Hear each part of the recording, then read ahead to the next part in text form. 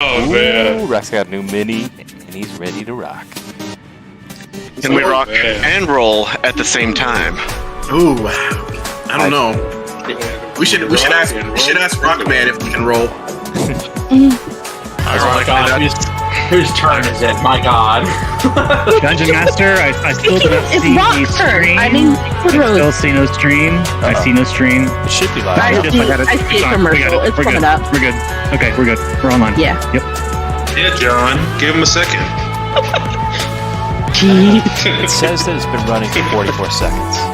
And I know that it's recording me saying this right now, so hello stream. Hello everybody. We are back. Warforged, our Thursday crew. The best crew. Yep, you heard it other streams, you heard it other groups. Went to that paper. Oh, wow. Drop it in the beginning of the intro so they can all hear it too. Yeah, but I'm already sitting. That fan of Solitude's posting already. Love it. Just kidding, I love you all equally, of course. No, you don't. Not kidding at all, I love this group the most. Alright, well, with a scorching entrance into the Great Cannith Forge, no pun intended there, John. You all have seemingly run into a librarian of sorts that has taken issue with capturing one of the books. Ill-tempered librarian. And now, combat you find yourself in is a consequence of your thievery. Ooh. I like it. Okay. And with that, let's go ahead and roll back into combat. I think it should be Mr. Woodrose, and you know what? I fully believe that there's going to be a damage roll on this turn. I have a hard time believing that, just based on current performance. We can see this creature now? Yes, he is now out of the darkness. Okay. Is Woodrose shifted into anything right now? Is he wild shaped? No, not currently. Okay. We're gonna command our buddy, the 3D printed Quetzalcoatlus, to fly down and take a swing at this guy. Does a 16 hit?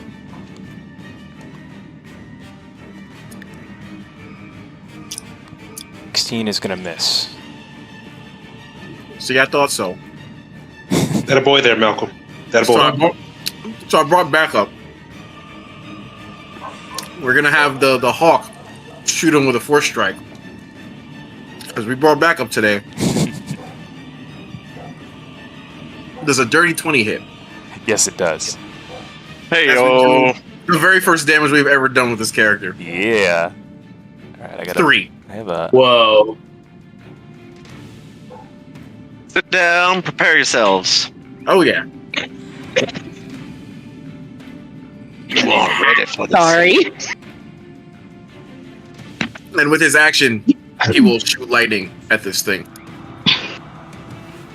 for a 22 to hit. That will also hit. For 6 lightning damage. Actually, I can do an additional d6 for 12 lightning damage. We actually did some damage, boys. There you go.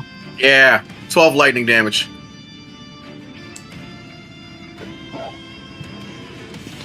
That's all I got.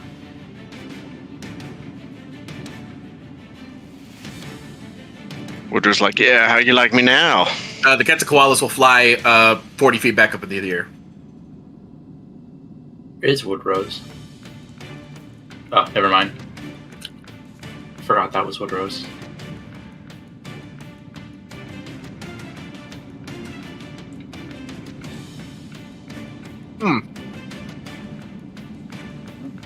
Orochi, you're next. Amount of food. Where's Orochi? All right, so the darkness is gone, right? Yes, It is. correct. I think the darkness is gone. So I'm just going to move over so I can have line of sight. And 2 more Eldritch Blast. Number 1. And number 2. I'm assuming that the second one misses. I'll just roll that damage roll. Oh, yeah. Get it. For 8 damage. And that is my turn. Nice and easy.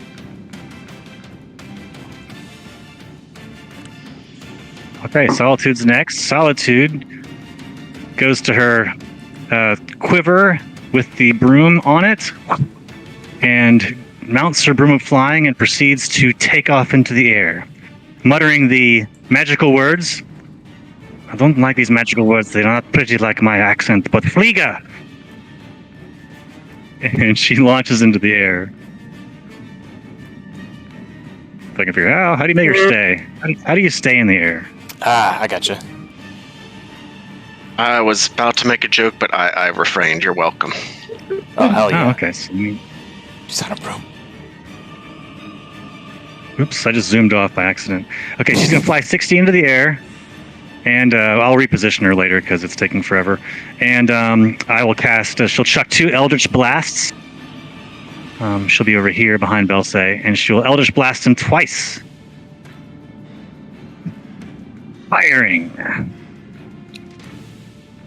Is that a morph? That's cool. Thank you. For 15 force damage, and she will elect not to knock the beast back.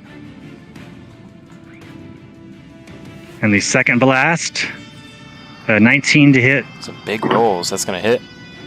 Oh, for another 15 force damage, a total of 30 force.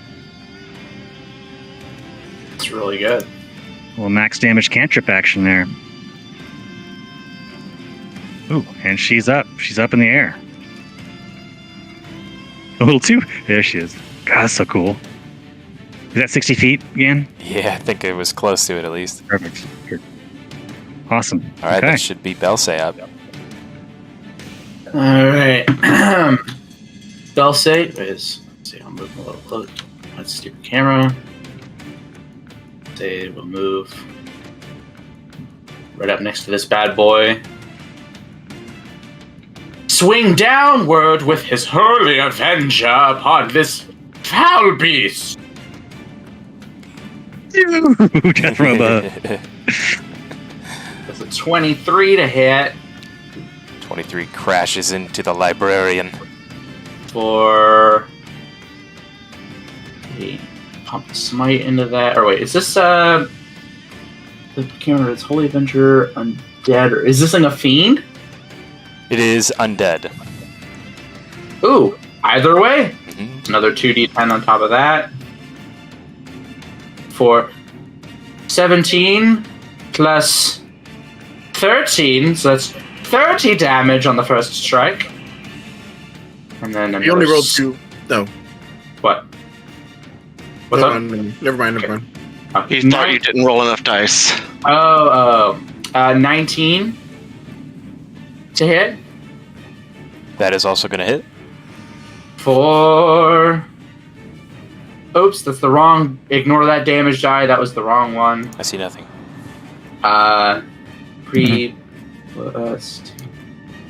For another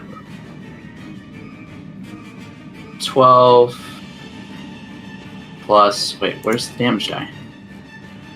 Oh, for another 14 holy damage. That's He 40. stabs forward. Wow. Is that 44 total? Yes, sir. Wow.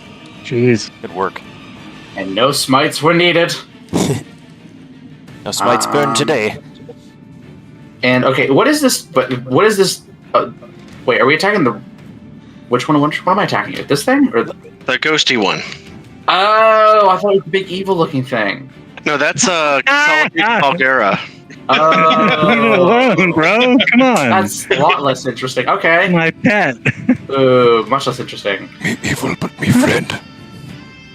All right. Yeah, and Let that's the boys. Balsay's turn. Yeah. Know your teammates, bro. Yeah. Yeah, Well, 'cause, I like, never. I don't want to be friends with this demon. Yeah, I Just gonna never knew this thing was on my team. It's got chains on it and like a red angry eye, and Yeah, I know I your don't look teammate. like anything that was ever on my team. Well, you probably thought Bluey was scary too when you first met him. I'll make you love Valgura. Don't worry. I once thought Louis was scary versus the one-eyed demon. Well, come on. but Rascora's in the just hell, misunderstood. Valkyra loves you. Ah, yeah. He's just misunderstood. I don't want to love Solitude's one-eyed monster, man. But Solitude's one-eyed monster really wants to love you. Many in That's Eberron have loved Solitude's one-eyed monster. Oh my god, stop! Oh god. Twitch TOS. This stream is not safe for children anymore. Was it ever? No, probably not. To be fair, probably not. I don't think it was. Onward with the turn order. Yes. And the librarian whirls around the room like a specter would. She's gonna, I'm guessing, face of attack of opportunity. Yeah, she's close enough to face an attack of opportunity from Belse as she whirs away. Belse will indeed take a swipe.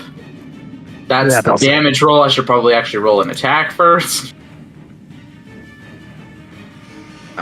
Well, that was a 29 to hit for... What was the damage that I did? I'll reroll the damage. That's not fair. For 7 plus...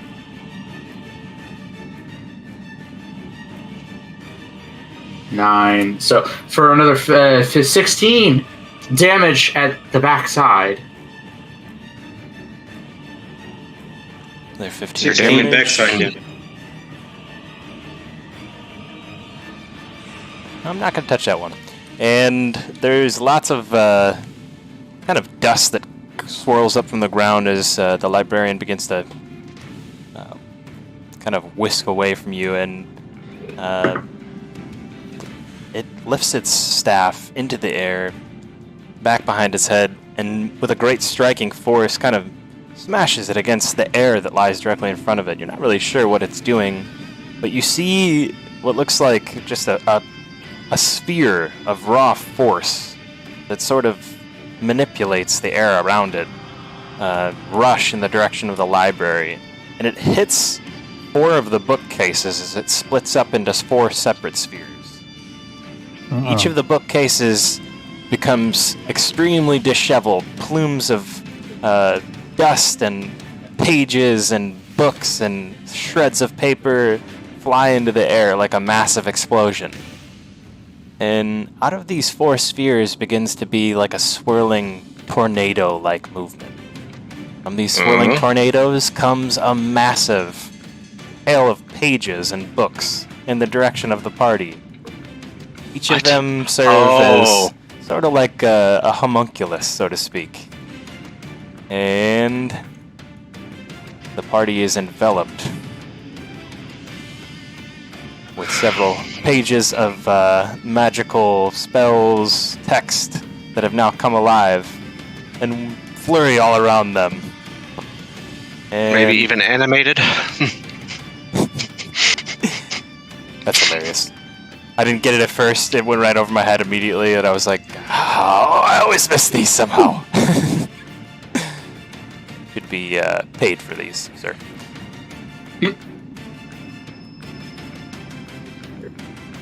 Oh, shit.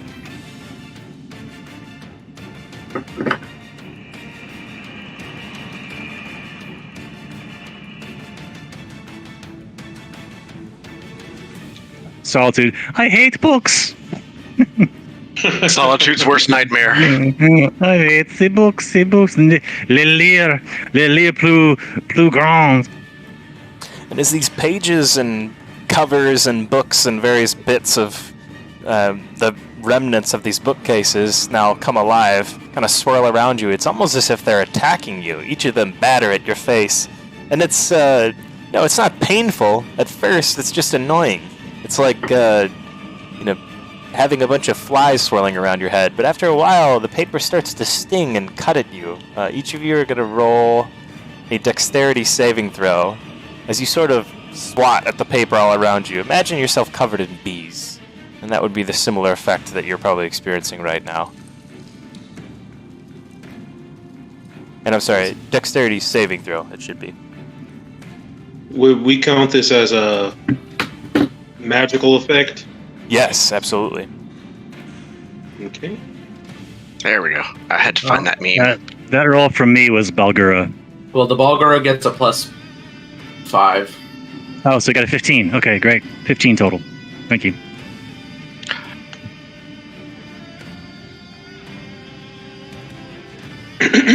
Is this a spell or magical effect? Yes. Was just answered. Oh, I'm so good at listening. Oh, he gets advantage. He gets advantage on it then, doesn't he? He's within your 10 feet radius. Yup. Oddly enough, it was even better somehow. 26.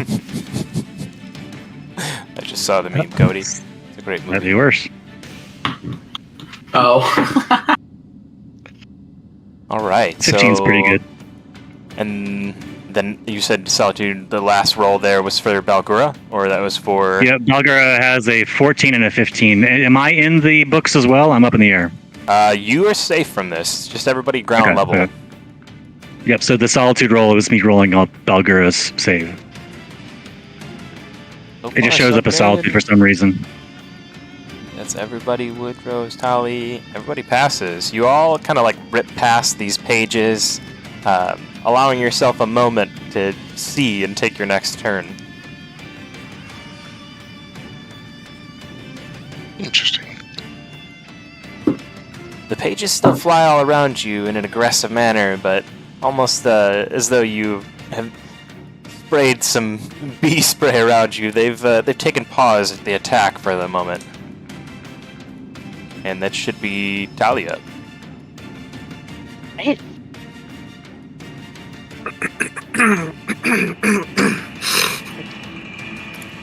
You alright there, Malcolm? Uh-oh. Yeah, sorry. I forgot that I'm not on push to talk and that you can hear me clearing my throat and coughing and doing all sorts of weird noise stuff that I do when I'm by myself. It's like we're actually at a table. Oh, yeah. Right. Let's throw a dagger at Mr. Ghosty.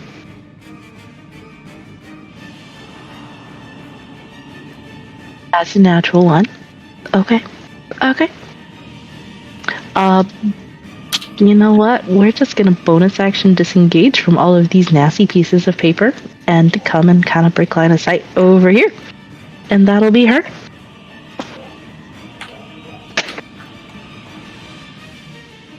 Okay, I think Balgura is next.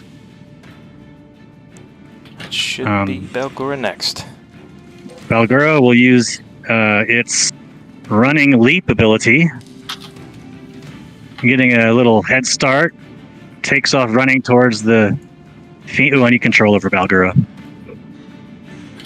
Uh-oh. Gotcha. Doing its best Balrog chasing the party move.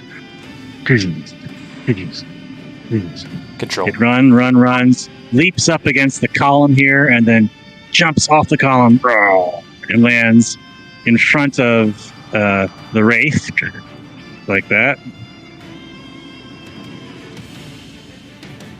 And we'll do a 3 reckless attack swings. Here comes the first one, which is a bite.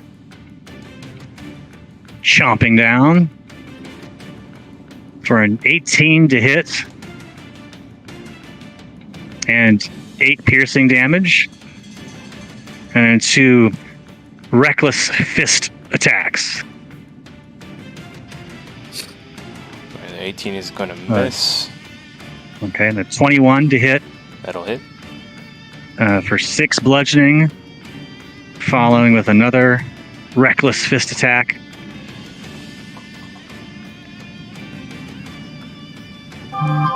Hey, natural 20. Nice. Critical. for 19 bludgeoning.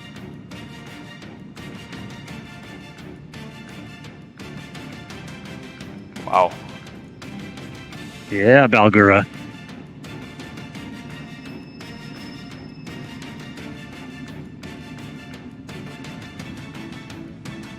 And that's his move and action. He is done.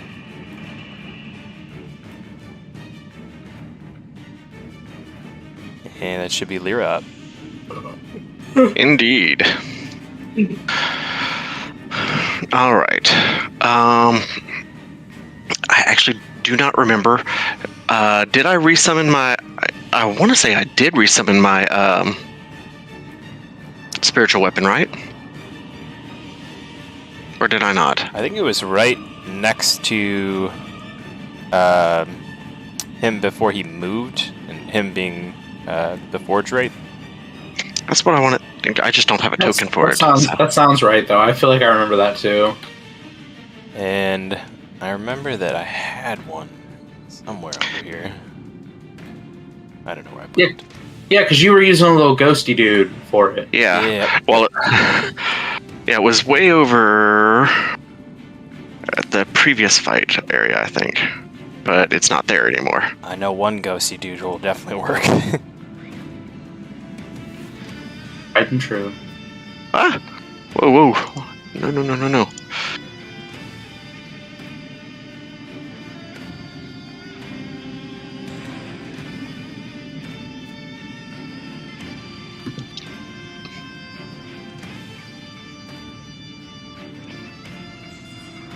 So I'll be honest, I don't remember why we're fighting this guy.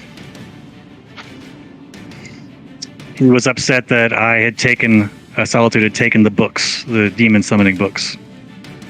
And remember, I tried to lie my way out of it and rolled pretty good, but then he was like, well, I'm going to summon the Lord of Blades and check with him. And then Solitude tried to banish him, and that didn't work, and then combat ensued.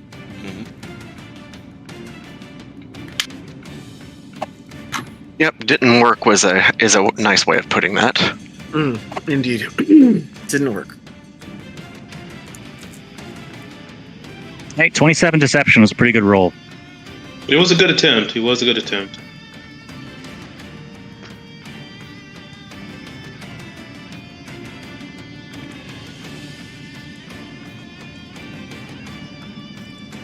All right. Well, until then, we can just use Theater of the Mind right now for my thing, and I'm just gonna do an attack with it. I think that one I only did with as a second level spell, if I recall, though. So. Ooh, that's fun. Damn. Let me All right. control this Natural too there. 20. Hey!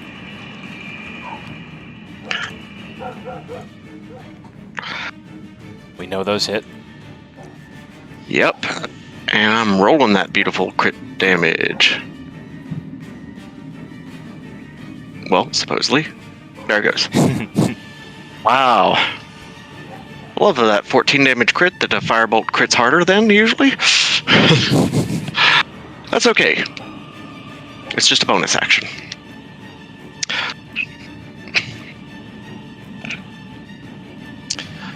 Alright.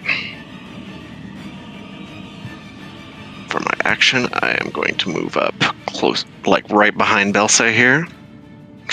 Or that's my movement.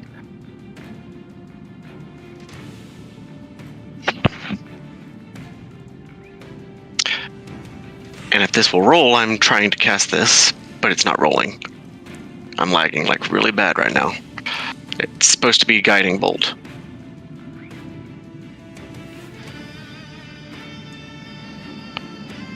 $22.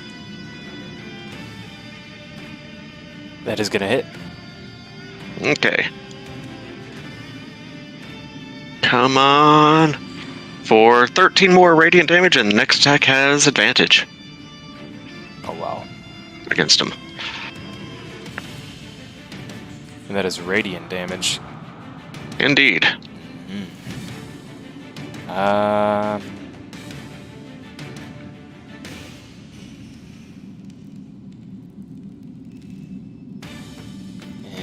And if that is the end of your turn there, Cody, it should Sure. be Woodrow's turn. All right, Go Mr. on, Woody. Mr. Quetzalcoatlus is gonna fly down from wherever he is that he doesn't appear. And he's gonna flank with Mr. Big Boy Gerber, and he's gonna attack.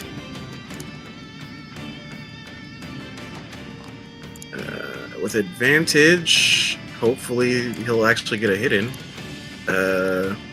That says no, but maybe this will say yes. Nope, that's a 14 too. So he will miss. And then I will shoot him.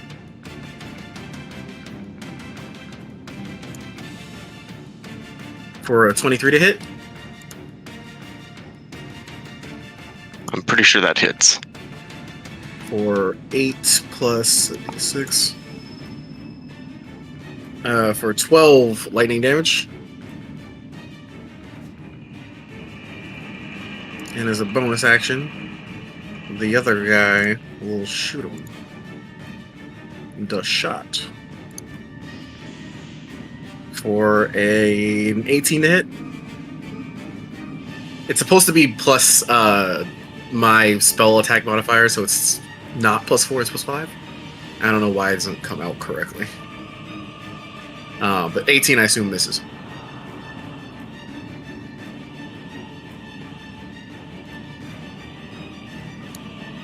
Wolves.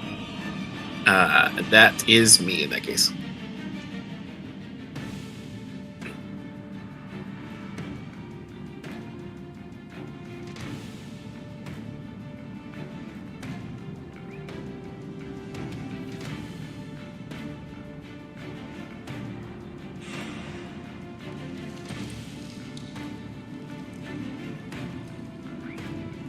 That's it for my turn.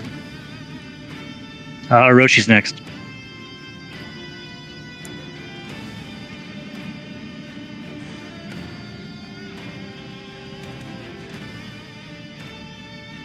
Rochi, Brian? Oh, I don't know. Yeah. Oh, are you need? So Or, I see combat ending. so he's gonna move. Is combat ending? I don't know. I was muted. That's my fault. Woodrow's lightning damage felled. I explained a whole lot there. Woodrow's lightning damage felled the Forge Wraith.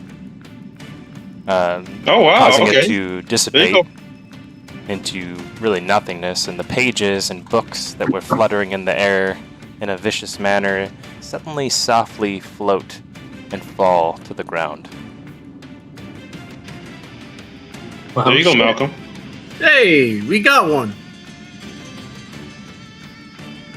It was much cooler when I said it the first time, I promise. Oh. That happens. We Hey, will look just at imagine. Sawtooth, little mini.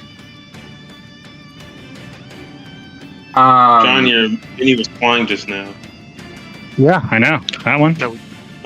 Oh, that's pretty cool. Yeah, we can't get rid of Table Spire. It's just too cool. It's just too much. I'll gladly accept any problems that come along with it. Actually, I'll stay in hover mode. Who's the ghosty armor guy? that was the magical, spiritual weapon. Oh, the spiritual weapon. Oh, okay. We must make haste and exit this place prestissimement. We know Right that into this it. creature can perhaps still summon the Lord of the Blades, even in the death. We I don't think we'll be seeing him again, but I still agree with you. Let's make haste. Did we still want to take time to shut this place down, or we getting out? Absolutely. Oh, I think we should just leave. We got what we came here for, and who knows what else might be lurking in this place. I say it's best for us to leave.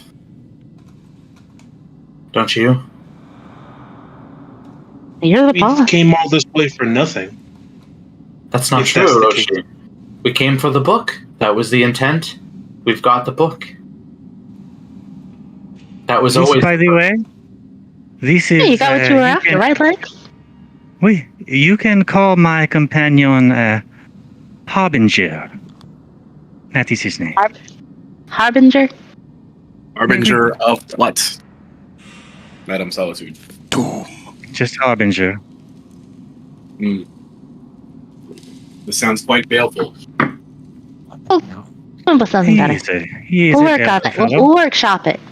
I don't much care for this thing, but it will help us. I mean, Sully, it's not just gonna up and decide that it doesn't like us, right? Right, big guy? We're cool. No, he is bound to me. He is a gift of my patron. So I suppose as long as my patron wants what we want. And then to this, how do you say, mockery? So I think as long as we are acting in that aim, we would not be at cross purposes, we? Plus, he only looks fierce. I will keep an eye on him. Michel Harbinger is an honorable fellow, perhaps. We shall see.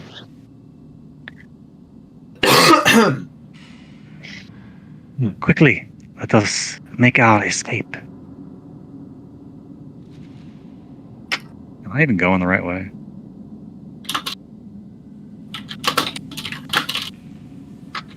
You are headed back in the direction you came. Ah, there's a little door. Ah, there's the doorway. Yeah, there's a non-committal dungeon master answer. You are approaching the man-made door as opposed to the Warforged door. I like it. Yeah.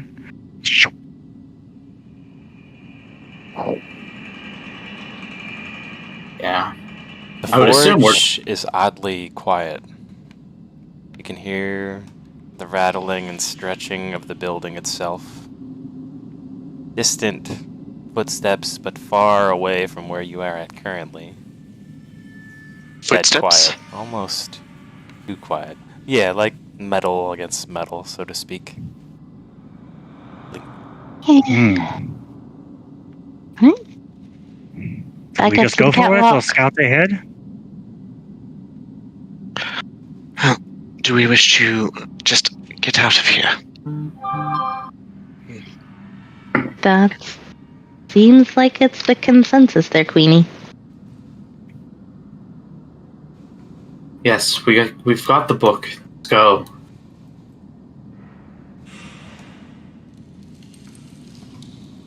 I will start set a grappling hook to the sneaking catwalk. ahead. I just flew way off. Orochi is going to be at the back of the party. Dee dee dee dee. Oh no. I'll listen to set a Very, very quietly. catwalk above us. I was trying to find stairs to that, but I see boxes over here that we can climb up to get on the catwalk. On the catwalk. Telepathically, you hear back, I'm scouting ahead. And she'll indeed use her slippers to kind of climb up these rocks and very, very cautiously try to peek around the corner and see what we can see. Make sure there's nothing ready to jump on us. I've lost my token, Gan. You should Just click you on the side. Ah, here, no, she showed up. Okay, I found her again. Looks like we can climb up here. Laren grabs with one hand and pulls herself up. From your perspective, Tally, those footsteps, they sound faintly louder than they did before. You can kind of tell the direction they're coming from is not the room just to the right of you that you could enter by wrapping around that corner, but somewhere in an alternate room connected to that room.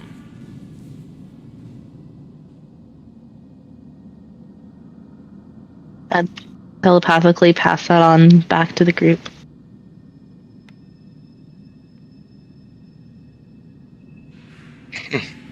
Oh, I'll have to be careful. We may very well get a surprise visitor.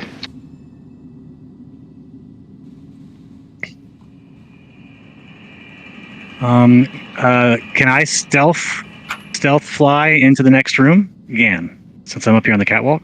Absolutely. Okay. Hey, wait.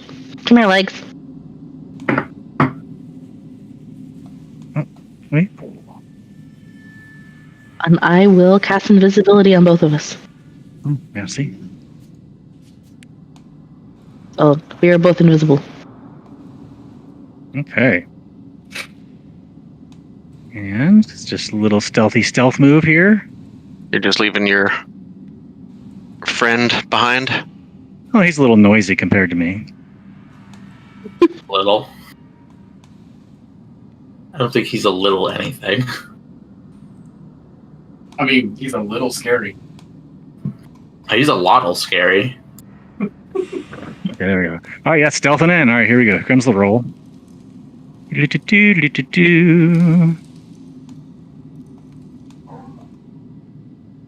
Okay, nice. Little 22 stealth. Peeking into the next room. Solitude, as you fly into the next room, you don't really see any movement, but you can hear what Tally just heard a minute ago. It sounds like multiple sets of footsteps in the room adjacent to the one that you're in. So kind of, if I'm facing kind of to the left. It sounds like it's That coming was the from the unexplored opposite room. corner. Yeah, okay. I'll pass that on to Tally. It sounds coming from the Which opposite corner. Which corner is the opposite corner? The one by the exit? To the left. Wait, Yeah. to the left of us. It is near the exit. Diagonally across from you. Okay. We will likely have to encounter them. Dianagali. Let's try not to. Diagonally. I'll fly up around this little corner here and peek. And I peek around the corner in my...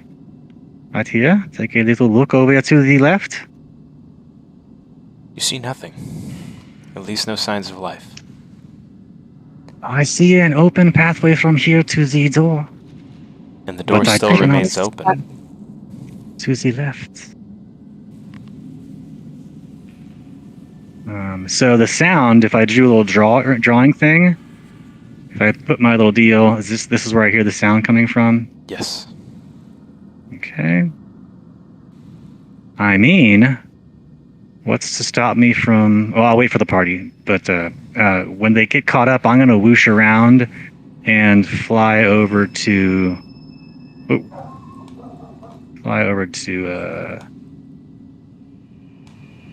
that's way too big.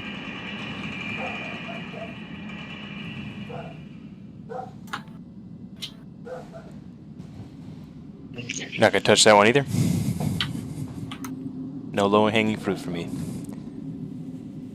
Wait, what Yeah, you're better. hanging fruit? I missed it. What was it? John said it. That's way too big.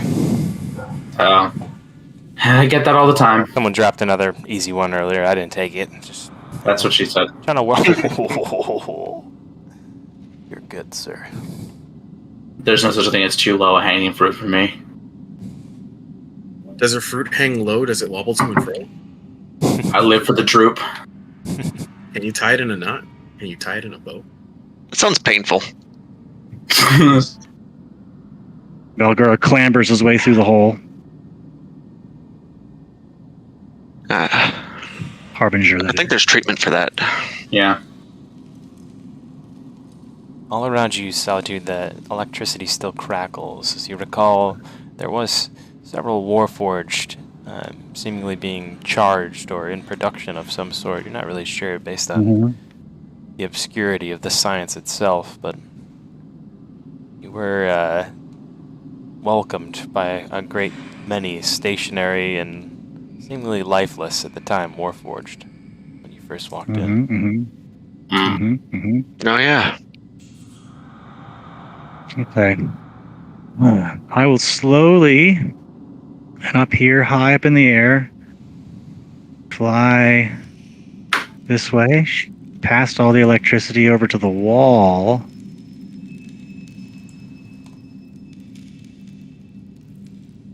This wall over here. Yeah. And then go down and slowly fly over here to this corner. Just do a tiny little solitude mini peek around the corner and see what I see. The hallway itself is empty of signs of life, and you see large pallets stacked high in the corners. Okay. No sounds. Do I hear anything coming? You still are continually hearing the sound of footsteps, of metal footsteps walking around, but they're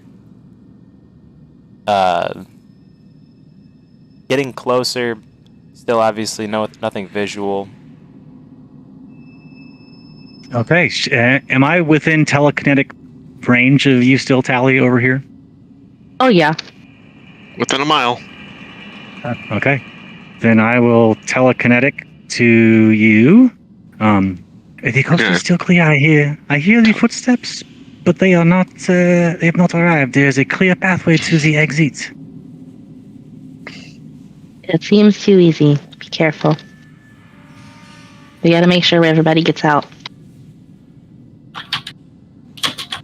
What do we have? What can we do? Oh, Balgura is going to cast invisibility on himself. So now we only hear him instead of see him and hear him. I wonder where the Balgura looks at the moving box pile. Can he go and like block that doorway so that nothing can get out? Can he hold the door? Gun. Can he hold the door? Yeah. Yes, certainly. Which door are you referring to? One that you said there were foot sounds behind it. It is a passageway. It is a passageway. It's just he can hold the passage.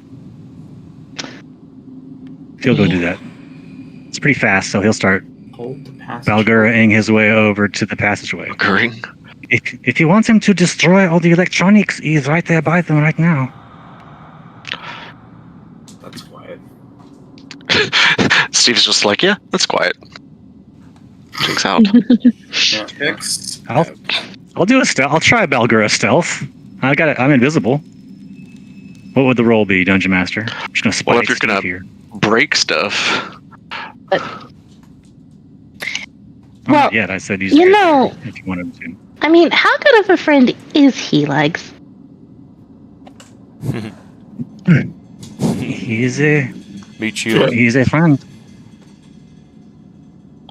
Would he stay behind a little bit and cause some ruckus after we get out so that they go after him instead of us?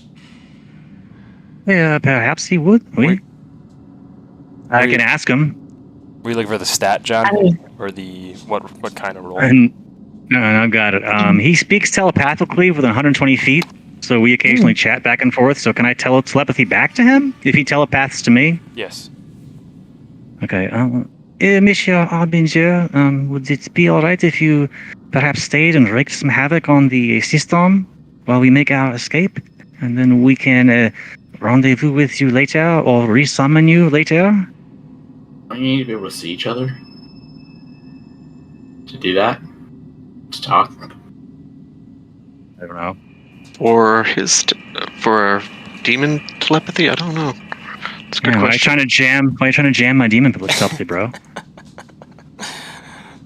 It's Demon funny. Jam? Demon Jam. Toe Jam and Earl. So, Hey, someone else knows them. It does If not, I need it to does talk not to matter. him It about does not that. matter if Steve tries to jam. It only matters Or if if the he- Gan tries to jam you, and there is no Gan jam. Okay. There's only If he toe jam. I love does candy. he willingly Jam. obey my command, or do I have to convince him?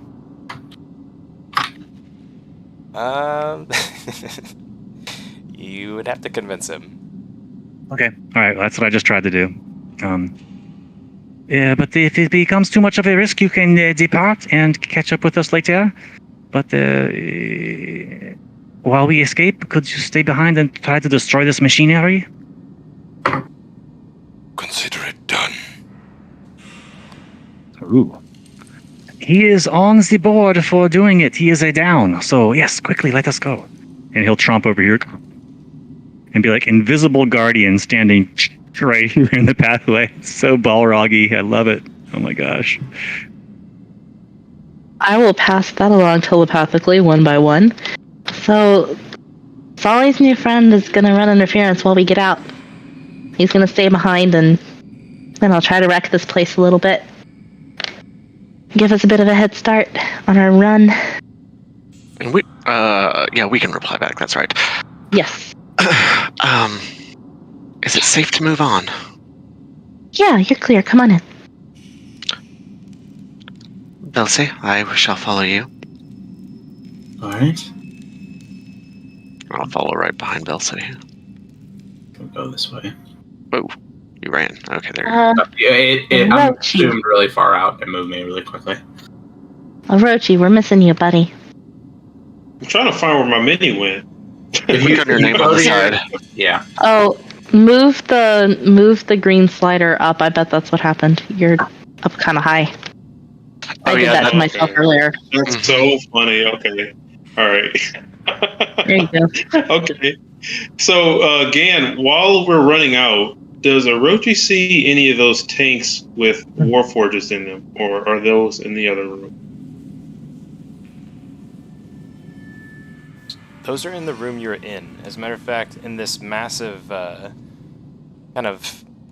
stacked pipe infested structure just to your left, Orochi, this is where you saw all these Warforged, kind of, like I said, being charged, prepared, readied, based on what you guys know of what that machine could possibly do. That's what it looked like it was doing, at least. Sounds good.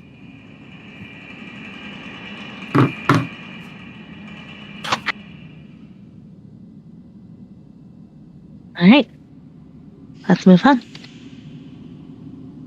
Inch our way forward. Belsi's going to go along this catwalk. Oh, okay. Oh, sorry. Oh, I know. Every time I say it, I know. Every time I say This pathway. my soul. on the catwalk. You're gonna do your little turn on the catwalk? Okay. I would self-eliminate all catwalks from maps. We just call it like the elevated walkway. The platform. On the platform, yeah, I'll go with that. On the platform. That's terrible. No. That's not a top 10 single right there. All right. That's what they used to call Well, me. the four of you move together. We'll be just behind you since we're invisible. I'm at the doorway. Let's go. I'm gonna grab my mini underwood rose here. Belsi's going to make his way past all this weird contraption stuff. Is like lightning actually shooting out and everything over here? Oh yeah, absolutely. Out of your surging in all directions, perhaps even yes, out of your butt. Well, maybe I won't have lightning come out my booty. I was specifically talking about you, as there looked to be lightning coming out of your butt. Oh, really? Wait, Jump down. Legs, you ready to run too? You good? God, I'm like William Wallace. Dungeon Master, looking at this equipment and hearing the sounds, I have two questions. Solitude wants to deduce if Balgura can rip this thing apart himself, or if perhaps she needs to also summon her ice elemental. Are you trying to determine that and without also asking him directly, perhaps not to offend him? No. They're Bulgara and Ice Elemental are going to become fast friends. They're going to be fire and ice. They're going to be a running back combo that like the fast guy and the tough guy. The fast guy, the tough guy. Fast guy and the tough guy. Like Tiki Barber and Ron Dane. Yeah. I don't know what the hell we're talking about. Yeah, sports ball reference thing. But like, do I hear like significant numbers of Warforged coming in a giant ass machine that's going to take some time to rip apart, or can Bulgur handle it himself? Possibly 1 to 2 Warforged. You're thinking definitely multiple. Okay. I'll say two to maybe 3 Warforged based on the footsteps you hear. And at this point, I want to say you definitely know it's Warforged soldiers creeping around. You've heard them walk around enough at this point. Great. Okay. Then I will hold off on summoning Lord Krizoth of Stygia for now. Oh, he has a whole name now? Oh, yeah. Is that a Conan reference? Conan has some Stygia thrown in there. Yeah. Yes, there's. Oh, there's I don't know why. I was thinking I thought Conan O'Brien. Yeah. Yep. Oh no, the barbarian, other guy with majestic hair. I love Conan O'Brien, but how were you thinking that he was talking about Conan O'Brien? That's just where my brain went. I don't ask where my brain goes because it scares me sometimes. Someone told me their first D&D movie was Conan. I was like, that's accurate. Yeah. I watched it the other day. The female warrior is so badass, and that scene where she stops the blade and cuts that guy's eyes out is so epic. Oh, spoilers. You want to live forever? Spoilers for a 3-year-old movie. Big spoilies. Hey, don't spoil stuff for people. That's not nice. No. The music, the soundtrack is... Especially food. All right, so we make our way to the exit. Making our way. Yeah. Oh God. Also, he's like, I no longer leave this party. The group. Let's This go. party gets led by memes now. Yeah. Was it ever anything else? Good point. Yeah. Make our way Making our way. to the door. And freedom. Making our way uptown, walking fast. Did you see what he had said in regards to? Never mind. Got it. Thank you. Factories. Oh, sorry, y'all.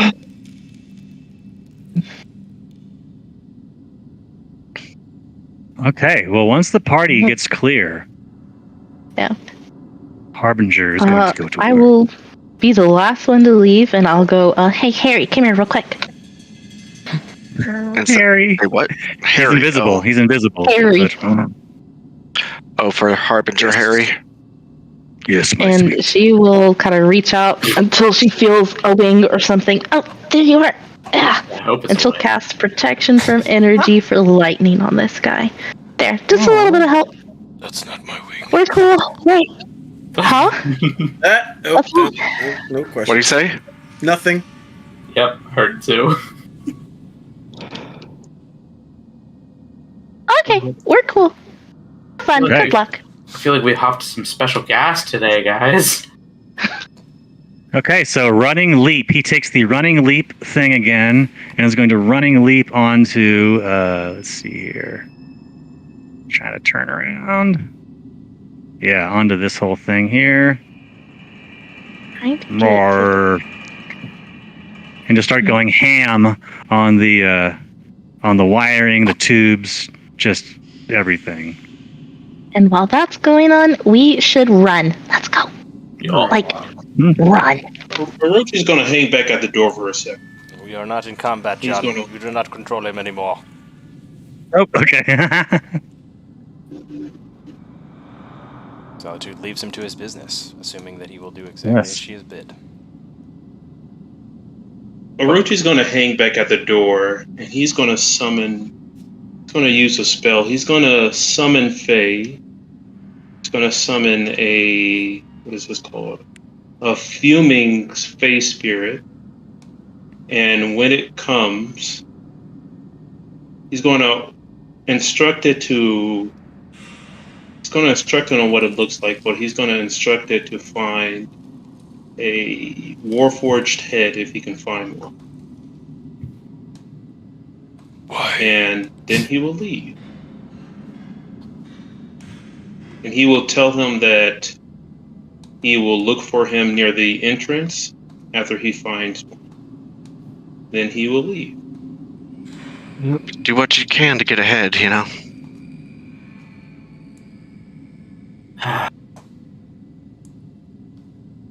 That's a good one. Can we just take a break now? That wasn't that bad. That was not the worst.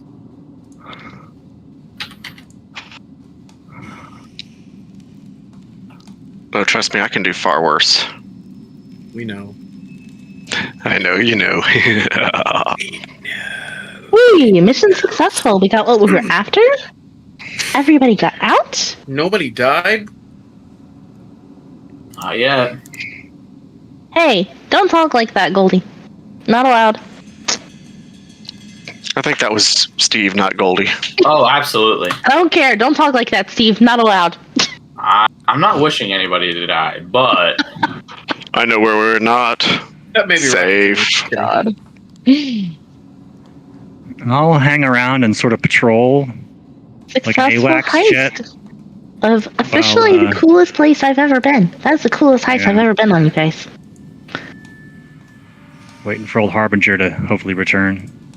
it was. Oh no! I thought he was meeting us back at the ship. Like you were gonna resummon him, right? That is what's happening. Yeah. Oh, okay. No, That's we're going. We're jetting. Yo, How far is the ship from the entrance? Not far. Shiro has the ship parked maybe some 100 yards from the entrance of the building. Is it within eye? We can see it from the entrance, right? Yep. All right. Yeah, Orochi's going to hang back for a little bit. If he can see it from the entrance, he's going to hang back, and he's going to keep an eye out if anything is. Maybe he'll hide around like those rocks, but he'll wait for a minute to see if the face spirit comes back. To be clear on the instructions that John gave Balgura, he told him to... Let me see here. Destroy their factories. Destroy as many of them as possible in regards to the Warforged. So he has a... I thought he meant...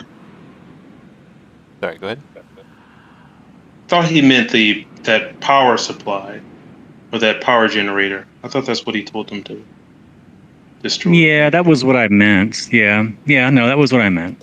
But maybe he misunderstood. But yeah, destroy the generator. Although I did say factory, Yeah, so in plain text. I did say factory. So lawyer. Yep. Oh, I don't have any problem with you changing it, but I just don't know really what's going on if I don't know what's going on. Yeah, I'll clarify and point out the power. What we think is the power source and power generator. That's what we want ripped apart, and Big then thing containing all the Warforged wanted destroyed. You want Yes, as many Warforged in there destroyed Yes. as possible. Understood. Got it. and any walkers that come up. Yep. There. The results of this, Balgor is going to explain to you. You're not going to want to be around the building. I would say Okay. he wouldn't say wait around. So the advice I'll give to both Orochi and Solitude would be to maybe wait further away. Yeah, My he's demon around is these, unleashing the hellish destruction. Hellish destruction is about to occur. Go ahead, Hiroshi. Yeah, he'll wait a reasonable distance away, but he'll wait nonetheless, at least for a couple of minutes. Now, Solitude and Orochi sort of hang back, and the rest of the party boards the airship. From the distance, you see the side of the mountain wall that the forge is built into slowly just starts to cave in all around itself. From the center at first, then spreading out to the outsides, becoming just a great crater of what it once was. Yes. That's impressive. Good job, Monsieur Harbinger. Hey guys, don't make Harry mad. After I have a about, feeling we would not like him when he's mad. after about No. 2 or 3 seconds, you hear moaning and wailing on the winds. And it sounds like it fades. It passes you, Ooh. Spooky. but it sweeps over you like a wind. I made something mad. Does it sound like Harbinger's voice or someone Sounds else's like the voice? souls of thousands of dead sirens. Jesus. Thousands of dead sirens. You are in Siren. Oh, Yeah, like Oh, right. I heard sirens like Sirens. sea creature Siresian. that. That's why I call them Siresians. Yeah, It sounds got it. more. Yeah.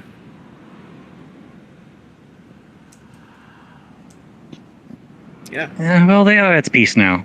Are they? For sure. Well, they're not they are in power robots pieces. anymore. I mean, they were being used for the robot things, right? The bad Warforged. Sorry, no offense, Woodrose. You know I love you. Right? Is that how that was working? Bad ones are bad, I suppose. Yeah. Just like bad What's people done- are bad. Yes, what's done is Are done. you saying that Warforged aren't people? Oh. Am I not a people? Definitely a people. You're like a baby people. I'm just a baby. Babies are small and weak. But they're cute. They require minding. I do not require Yeah, but- minding. You keep telling yourself that, friend. Oh, what's next, guys? That was fun. We need to get out of here in case the Lord of the Blades does come. Perhaps I don't think shall this teach ship can Warforged outrun man on him. the ship a new song. In order to raise the spirits of you fleshlings. I love Woodrose. And I I know. personally think that we should go to the Demon Wastes now, before Mademoiselle Tyrus gets too far away. What does everyone else think? I think we should go to the Demon Wastes as I well. have been hired. Is it this? Is it the same day, like the day after? Still, I actually have lost track of game time. In terms of Yeah, I when the party split, sort of? Is that what you're talking about? Yeah. From then? Yeah, like, is this the morning we found out that Tyrus was gone? So you guys traveled from Carlicton at that point to here. So we'll think about this Right. just in terms of time, because I'm trying to get my bearings a little bit too. I would say it's been about 16 hours total since that actually occurred. Very precise. I appreciate it. So, Gan, how long did it take for the time when we left to the time that the building collapsed? How long would you say that took? Maybe 5 minutes in total. Okay. From the time it Right, started so, yeah. crumbling till the time it ended, or were you talking about from the time you No, left until till we now? entered.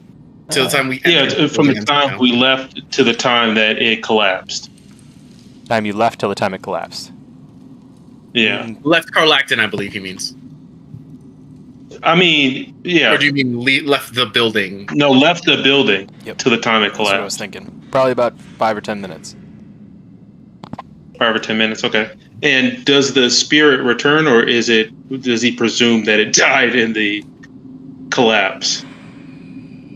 You presume that it was one of the many wailing, moaning voices you heard. Inking? Alright, so yeah, he'll return to the ship then.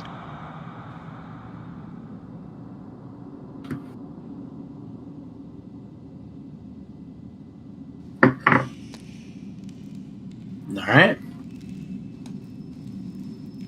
Something tells you that those souls may have been trapped inside that building. Just an inkling. I hope that wherever they go next, that they get to rest.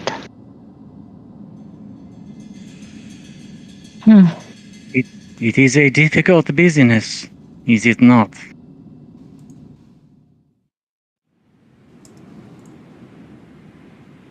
Do you have anything else? But- Is that- Excusez-moi? Yeah, but would you do anything else? You had to pick. Oh no. See? I would like to thank you all for taking this trip with me to obtain the tomes demonic. I hope that Monsieur Harbinger and any other ancient beings that I am able to speak to now are able to assist us on our mission, as Monsieur Harbinger has already begun to do. Just kind of curtsies.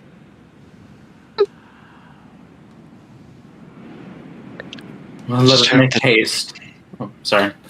I was going to say, I just hope that you are careful with the knowledge that you get from that book. Oui, Leon. I understand your concern, and will proceed with all due caution.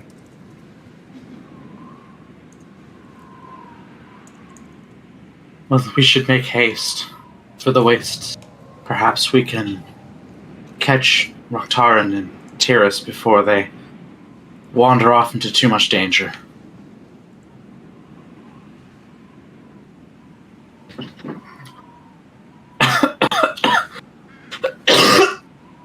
Solitude will put the demon tomes. She'll stash them in the chest that she has, and put the chest in a bit safer of a spot than just on the desk. She'll move it, kind of back corner by the bed, something like that, so it's not just out in plain sight. Cover it with some tapestries or something like that, and yeah. Okay.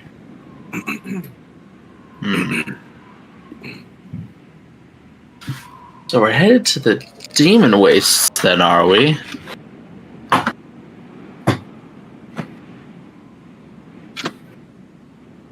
Where am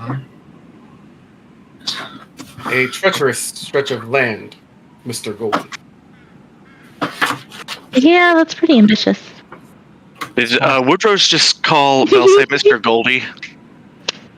Yes, that is what you all have called him, yes? No. I have yet to hear such a nickname. Sally has called you that repeatedly, and you have not objected. I have also not acknowledged her inclination to call me as such, have I not? That seems to be a frequent occurrence in Tally's presence. Hey, smart guy. If you can't have fun at work, then what's the point? Bonjour, Monsieur Tally, Mademoiselle Tally. What's up, girl?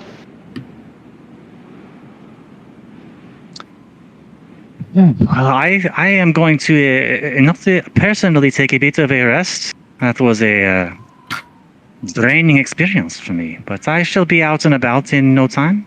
Just a little cat nap. Oui? Oh, yeah. Please Sure. let me know. I've if traveled with anything- warlocks before. You get your rest. You need it. All right. If you need me, you know where to get me. See you in a moment. No worries. She'll head to her boudoir. Ooh, that's what she has. It's a boudoir. And she will take a short rest.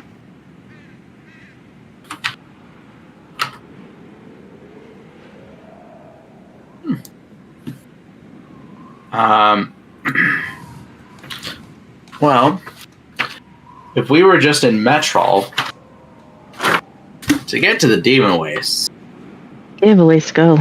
holy shit, that's gonna be like... That's like a fucking week. This thing's moving like... The ship moves like what? 20 miles an hour? Faster than that. 30? That's I just think he had rounded it out to exactly like 30. 40. 48, 40? I think it was. Let me- 48 miles an hour? Should be pinned. Well, let's see. Yes, it is pinned. Nice. 48 miles an hour. So...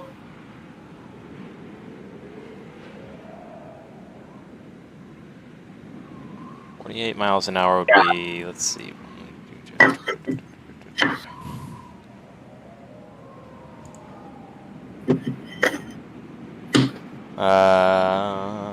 Uh, 1,152 miles. So how far it is? Per day. That's how far you can travel in one day. You mean 24 hours? Yes. Oh. How far? 1,152 miles. Something. Well, that's oh. So that'll take us 2 days. All Yeah, right. it looks like 2.5-ish. Yeah. Okay. Well, that's to the edge. That's literally just like to the border. Yeah. Yeah, and we don't know where in. Well, you do Yeah. know that Tyrus has been taken to Ashtakala, which is the A lot of places have a north. capital. South of the Ash Beacon. Yep.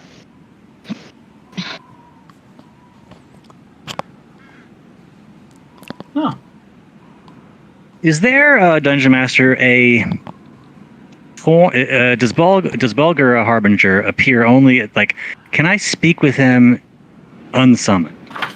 Or do I need to summon him to communicate with him? Currently, he's not unsummoned. He's just not near you. Right, he's just effing S up. Mm-hmm. So once he's done with that, and I guess this is a general Bulgura care and maintenance question. If I wanted to speak to him in general, does he need to be summoned, or can I speak to him unsummoned? As a general, I want to say you're going to be able to speak to him whenever you want. Okay, great. Okay. But to be clear, It's a 2-day trip. you don't have the Mhm. ability to summon him. Oh, okay. I don't. Okay. Or Solitude didn't summon him to start out with. Right. Right. I know. Well, I hope he gets his ass back here then. No dying allowed for him. He has very specific instructions.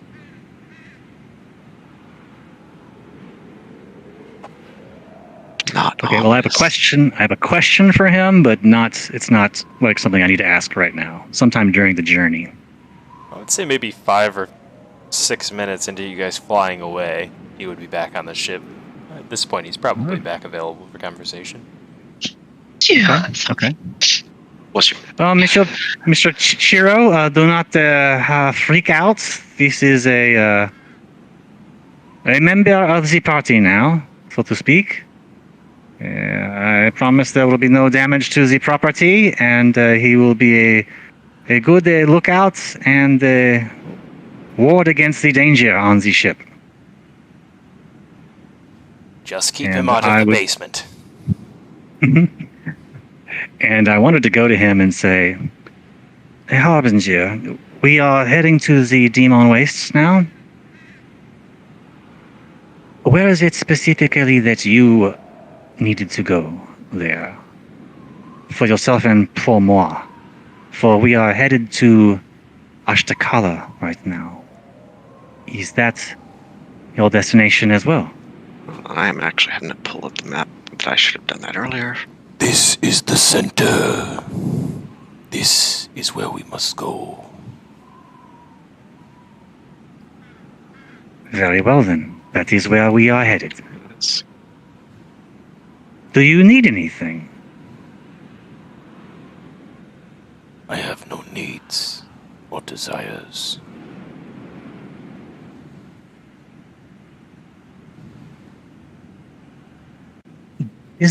Do you have a, no.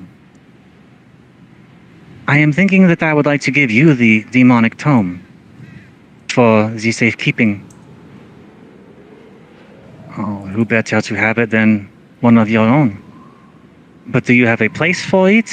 Wherever you truly dwell in your demonic plane, or should I keep it locked in my chest for now? Such things are not of my concern. Very well. But what about the Reason Casual? And she pulls out Tusk Love from her pocket. I just finished this book. It is most entertaining. I thought perhaps to pass the time you might enjoy perusing its contents. Wow.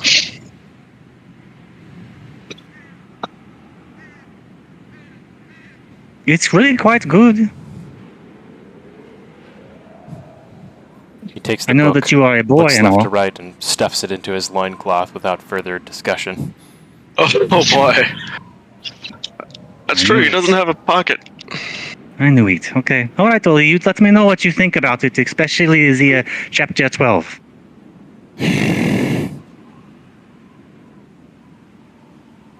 I'm glad to have you with me. And, Master, thank you for this gift. I will not take it for the granted.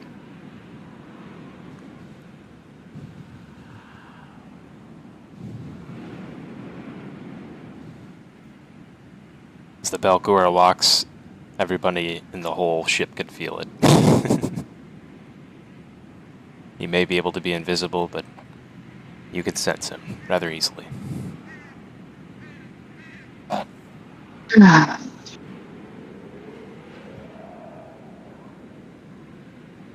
Yikes. Well, Yeah. that's a new friend. Yeah.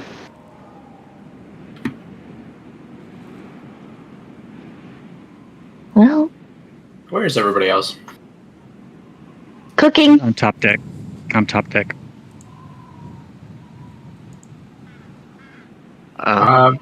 Balsay will make his way out to the the galley space. Tally's cooking. Yep. Okay. He makes his way out, pulls up a seat. I guess like there, and he just sits down. Doesn't really say anything. Not wearing his armor at the moment. So, his... Not a fan of Goldie, huh? No. Not particularly. Doesn't feel... accurate, I suppose. Why not?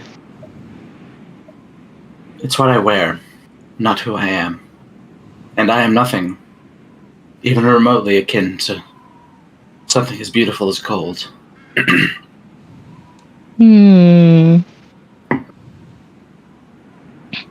What That's about you? a very pessimistic point of view. When you've seen You what seem I've to lead seen, this operation pretty well. well, when you've seen what I've seen, it's hard to view things in a particularly positive, I suppose.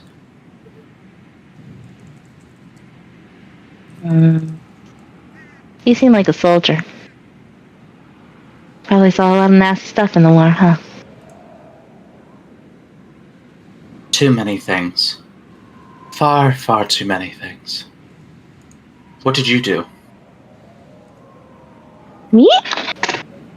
Oh, I helped people get away from it. Learned from my ma. Which side?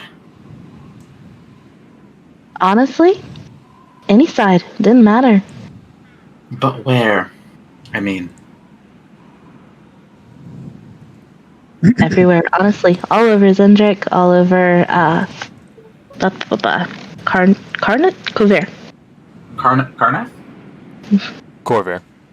Oh, Yeah. okay. She was going for continent. Yeah. Oh, okay.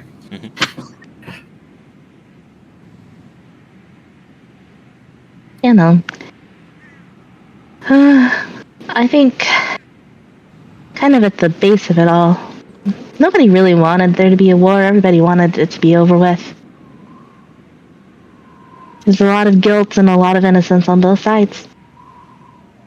Everybody wanted out. Everybody needed to get somewhere safe. So, that's what me and Mama did. We moved people around.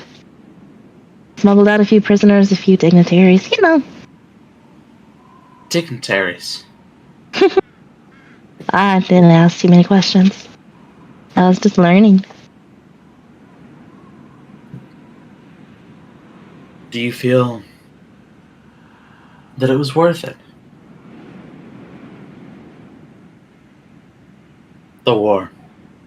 The end. What?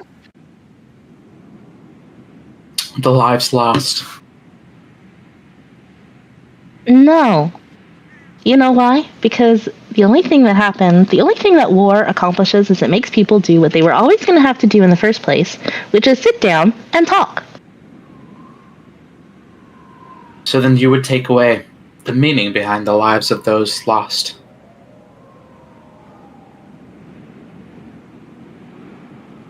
I think if they found meaning in their work, then that's meaning enough.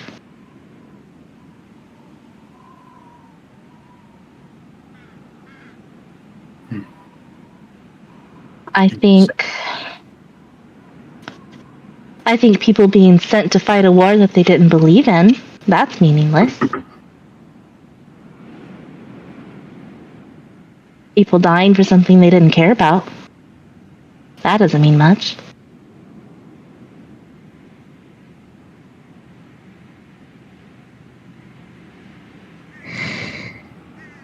I feel like you're baiting me. What are you leading me into, Belfay? Wait, repeat that. It cut out. Sorry. I feel like you're baiting me. What are you leading me into, Belfay? I'm just trying to get your perspective, Tally. Hmm. The change thing, I would imagine you have many. Fair enough. Fair enough. What are you hungry for? That's a more important question. He ponders for a moment. Do you know how to make hummus? Do you have any chickpeas? I can make them out of beans too, but chickpeas are better. I think those white cannoli beans, whatever they're called. Elsa just kind of like shrugs and looks around at the whatever's just kind of around. Yeah. We may have to make stop.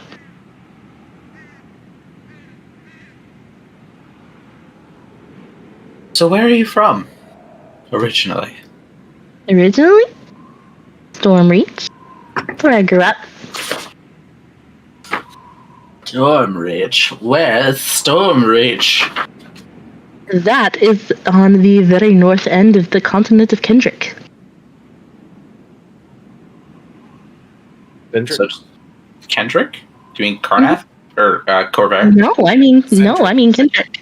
Oh, Kendrick. Zendrick! I heard Kendrick. Okay. Yes, That's what I said, because... Yeah. Then what brought you to Corvair? Same as most people, I guess. Just work.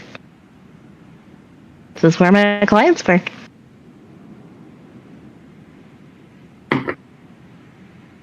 Just seems odd to come to a place embroiled in war for,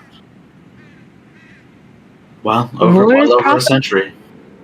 War is profitable. Unfortunately. But, Lots of money to be made in wartime. right. From the bow of the ship, floating down, you hear the strains of some music, and you hear this song. Oh Oh no! Oh boy. Oh no! Oh god, no! Playing it for the stream. God. Oh yes. That's amazing. That's number 8. I love this. This is great. That's incredible. Yes.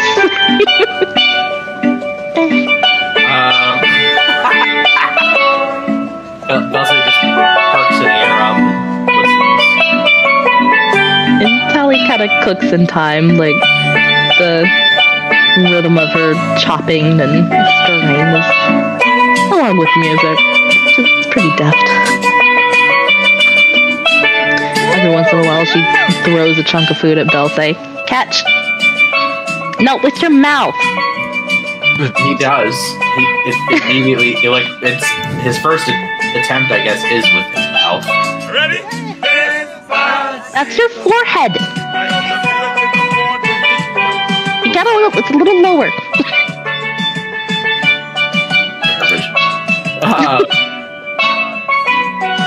So is this your preferred form? And he gestures to all of you. That's how I'm most comfortable. Do you travel in this You one? wanna know some? You wanna know something interesting? I'll tell you. Sure. Why not? You're so sour. My goodness. Here, and she pulls out some wine from somewhere in the kitchen and pours you a glass. You need this.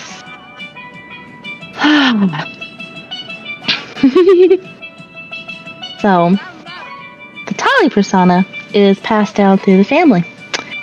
This was my mom. Until it was me. She retired. And I took over.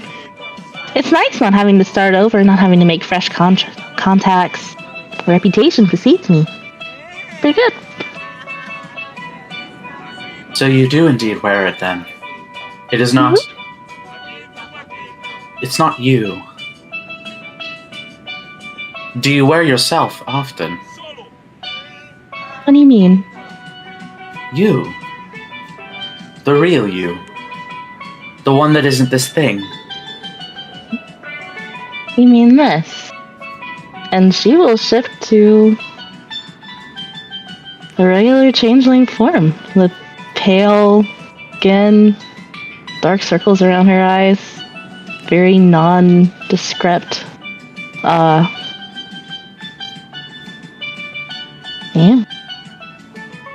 What? Dustin just nods.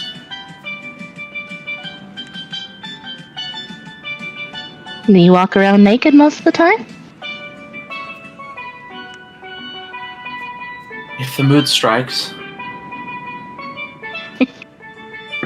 You No, still I shift don't. back.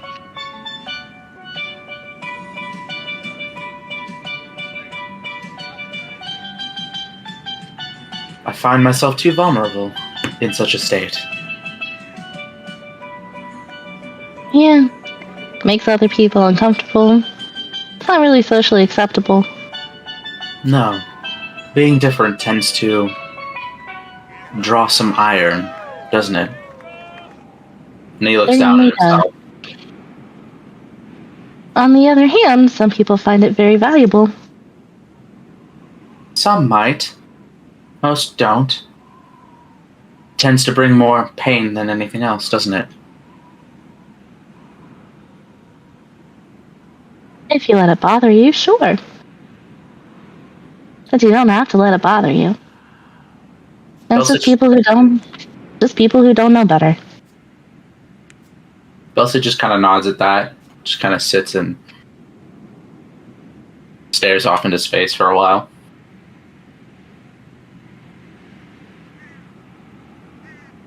Does he usually play music like this all the time? Sometimes.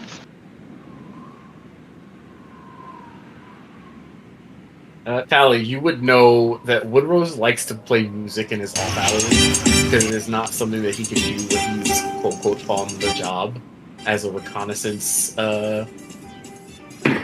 unit. I think he likes being able to make noise. And the fleshlings like the music.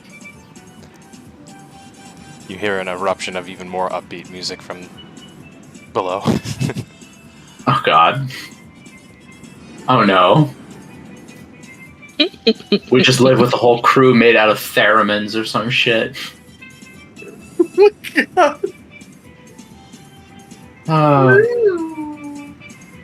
Alright, great and illustrious leader. Brief me on why we're going to the demon ways. Well, an acquaintance of ours, I would have said friend, but I'm hesitant to name her so at the moment, seems to have found her. And his face kind of scrunches up, maybe a little confused. Sort of like, almost like he's in pain, trying to understand what he's saying. How do I put this? Her future self, the self that isn't her now, has been captured, and her current self, the woman we know now, is going to save herself in the future. What? Future self that is her now. By her past present self is going to save her future present self, so that present people in the future don't hurt past us. Wait. I'm sorry. That was so good. This is like the best thing ever. Thank you. So Glad we have this on record. I mean, I know I'm making it overly complicated, but this is how Belsay sees it. And also, as I was saying it, I started to confuse myself. It's perfect that we have a record. That makes absolutely no sense. That's what I've been saying None at the all. whole time. And your friend Rocktaran decided to abscond with a friend of ours, and He absconded with Rock, okay? regardless of who absconded You were there. who, there was a lot of absconding and a lot of just general sad. It was real tense when me and Woodrose showed up. Is that what? That's what just happened here. You hadn't seen them flying off in the distance, did you? No, I missed that. You had missed them by a grand total of 20 seconds? Damn. I love giving Rock a hard time. He's so easy to tease. Rock somewhere in the distance. Achoo. So, Rocktaran went to go after our present friend. Person. Okay. You're talking about that scrawny little redhead nerd, yeah? He shrugs. Hmm. Don't you like her? He needs to put a leash on that girl. I think he would be hard pressed to do so.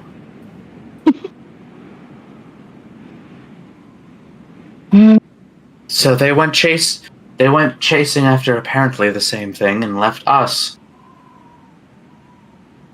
behind. Again. Hmm.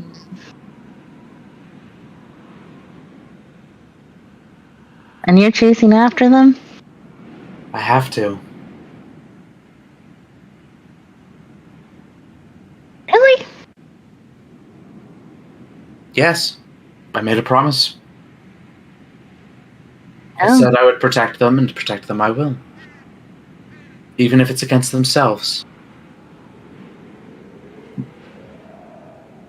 They've given me no other choice. They've given all of us no other choice.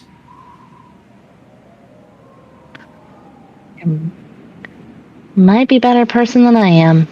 I don't know if I'd chase after him. I don't know if it makes me a better person.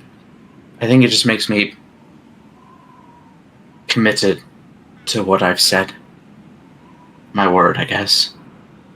Hmm. It's all I'm good for. And even that doesn't stretch very far.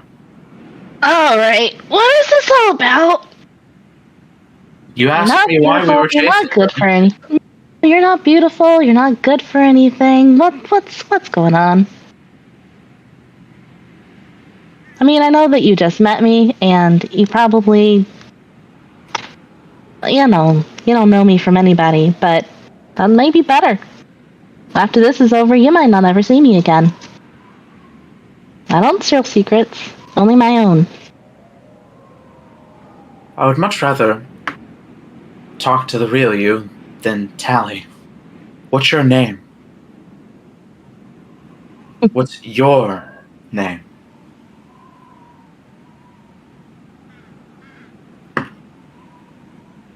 And she'll sit down. She'll put her cooking aside and she'll sit. And yes, I know that you have a different name. You're an interesting one. Unfortunately.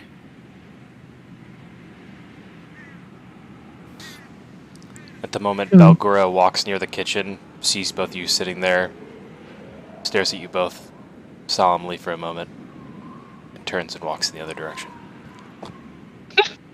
Elsay doesn't even attempt to hide a snarl in his face as he looks at it. He returns with just a similar exhale that he gave Solitude on their last conversation.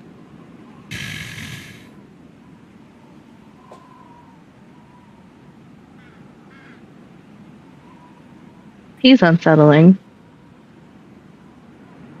Interesting in all the worst ways. I've always hated fiends. As the spinal strains of music end, you'll see Woodrose kind of trot downstairs and just kind of wander past. And Tali has slowly shifted to her nondescript changeling self again. It's strange that you find this more comfortable. Not many do. It's more honest. Besides, if you're going to be open about it, you may as well wear it at face value. Don't you think?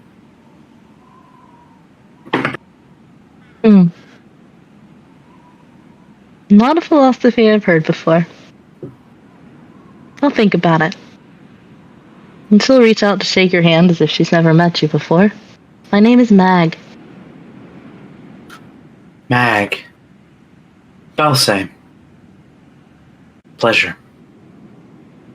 And he says that's like kind of sad as he reaches out to shake your hand. And then turns to look at Woodrose. Out of curiosity, Woodrose, was that a Lazaran song of the Principalities?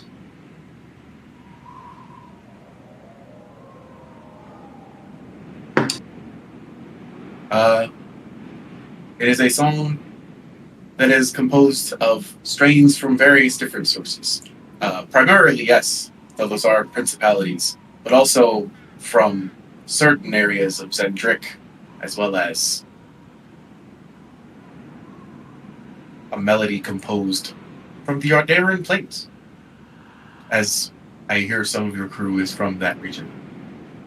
I hail from Onder, but my mother and father are both from the Lazar Principalities, and I thought I'd recognized some of the music that they were fond of, and would often recite to me as a child. It sounded familiar in an odd way. I liked it.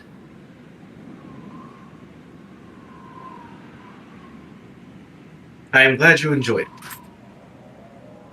I enjoy composing small ditties and other songs in my spare time. I hear that fleshlings often enjoy the music, and it lifts their spirits.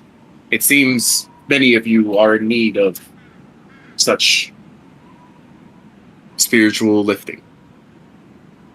Always trying to be useful, Woodrose. What else is there in life but to be useful? If one is not useful, then what is one? How about happy? No, I actually am inclined to agree with Woodrose. What are we if not useful?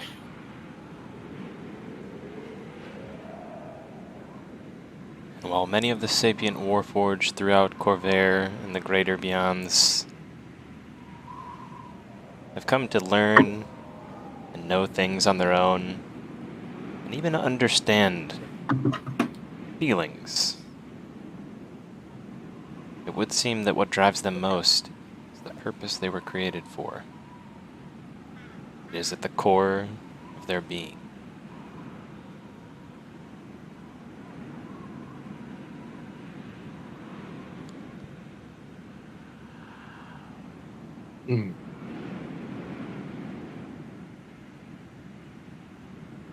I was created to learn the unknown.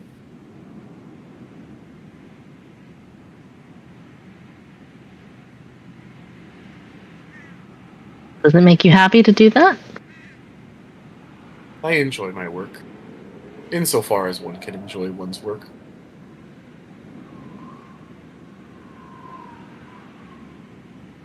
Tell me, Mr. Belsay, do you enjoy leading this team? As that seems to be your function. Can you guys hear me? Yes. Okay, sorry, my computer didn't. Wait, it didn't crash? I'm so confused. What is going on with your computer? You crashed Discord earlier, and I don't know. My computer crashed, but it's not. I'm so. Never mind. You do sound different.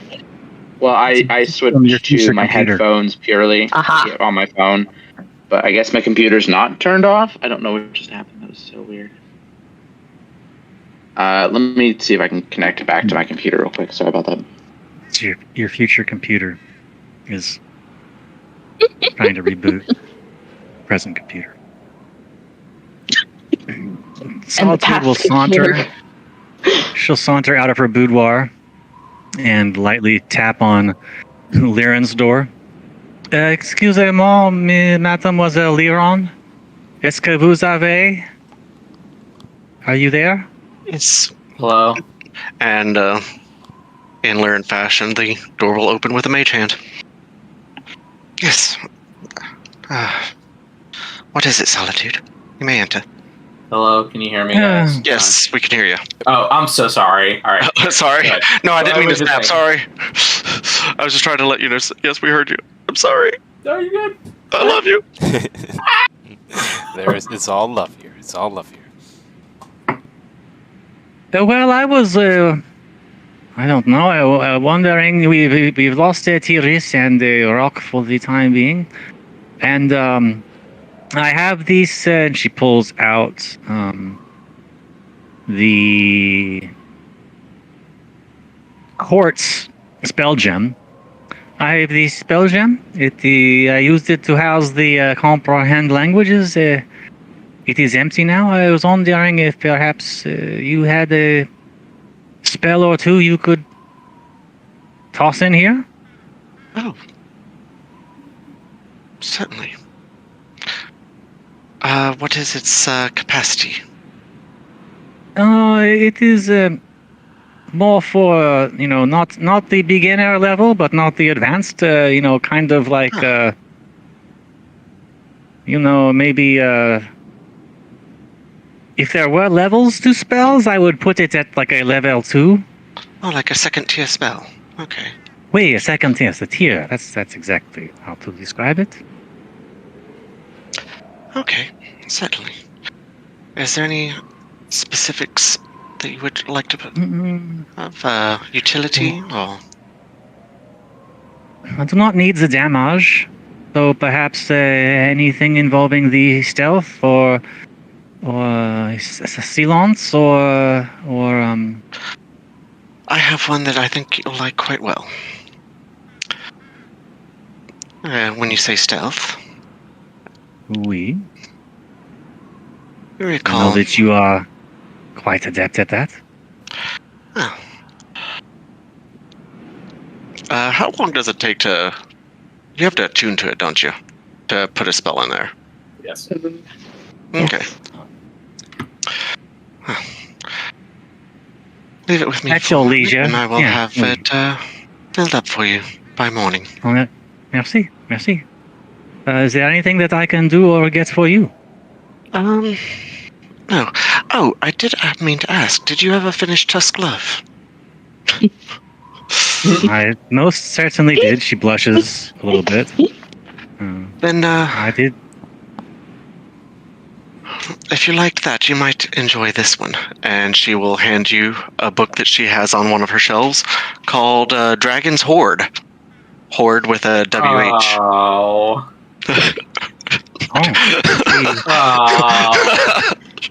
The pictures are quite fluid in this one. Yes. Yes, it's a, the dragon hordes knights who come to slay her. But instead of an aura of fear, it's an aura of lust that she, projects. It's quite amusing. Knights coming to slay a maiden projecting an aura of lust.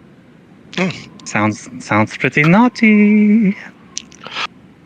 And the cover does have like this dragon in humanoid form with all these like knights shirtless like surrounding her. Oh my fucking god. Why have you already made a cover for this book? Is that a tentacle? What is that right there? Oh god. Oh, that's just I don't want to spoil it. You'll get it in the end. Well, yeah, let's see. Thank you. This is a good reading. Instead of Pact of the Great Old One, it's Pact of the Great Bold One. Oh no. Not like this. Anyway,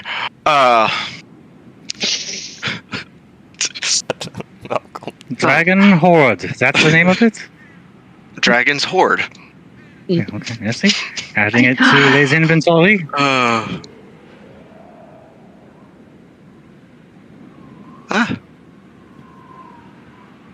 didn't know you multi-classed into Smutlock.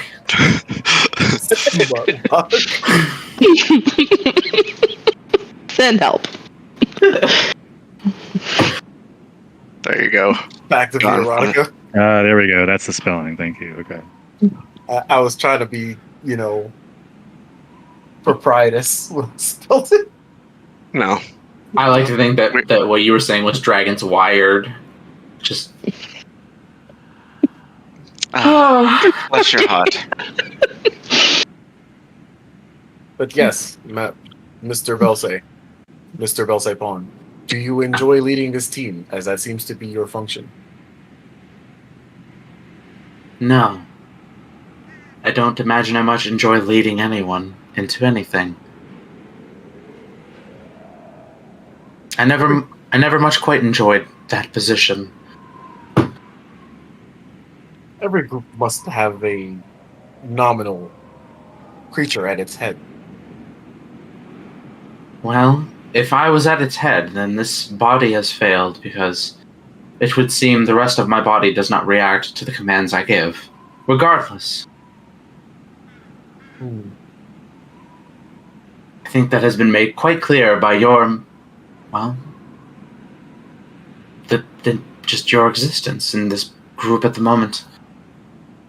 I owe my existence in this group to the summons of Master Rocktar and Escaril Ardagard.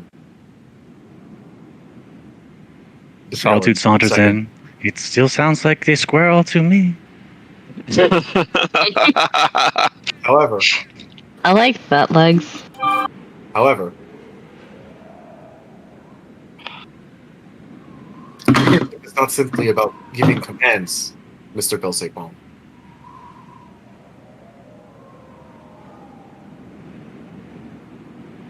Sometimes leadership is knowing when to let others go their own way. His fist kind of Woodrose. His fist kind of hits the table hard. Woodrose, I would kindly ask you not to advise me on what leadership is. I am quite aware of what it is. Keenly so. I do not need to be advised on such things, and I would not ask for such advice. Woodrose cocks his head slightly and looks at you. I'm well aware that leadership involves trust. When that trust is broken, it is hard to give it again. I know this. trust is an ethereal object, Master Belze. And yet, in us fleshy creatures, it is a requirement nonetheless. If someone is to go their own way, I have to trust that they will make the right decision and that it chose the right person to make such a decision. And yet you are angry at others for making the decisions that they feel are correct. Yes. That's not what you are feeling currently. Because I would expect some level of communication on such a decision that would potentially involve me. You want that from Tiras? No. I don't think she'll ever learn that. No, but I didn't expect a bold-faced lie. And to be abandoned. Again. She did not respect the vote. That is true. Not only did she have the opportunity to voice her dissent in our vote, but she was also given the opportunity to come clean with her intentions, and she did not. And she ran off on her own, thus pulling two of our party members, whose skills I greatly valued in times of distress. And while I appreciate what you two bring to the table, I don't know you. I don't even really know them, but at least I knew them better than I know you. And they flew off into the great unknown and left us behind. I have always known... I think... Continue. We, with those... Solitude, just to call out, sorry, she is still sitting in her changeling form, in case that is important to Solitude. Okay. I think she would have just factored it in. She would have, because she walked up, I guess she would have seen that and probably deduced. Yeah. Okay. I have always known. But she would have said, "It's nice." I've always known Master Ruktar and Escoril Theolan Nardakar Diffriarlan II to be a loyal and rather stubborn personage. He's ambitious. Madame Tiras Skyspell is also headstrong and, in a word, flighty. Literally. I think she has a bit of the martyr syndrome, the complex du savior. Not as far as I am. The world on her shoulder. The responsibility is all mine. Ultimating. Regardless of what complex she may have, and whether or not Roktaran is loyal, I frankly find these things to be irrelevant in light of the fact that they ran away. They didn't trust us enough. Not that I'm surprised, I suppose. Brock has to go after her. That's his job.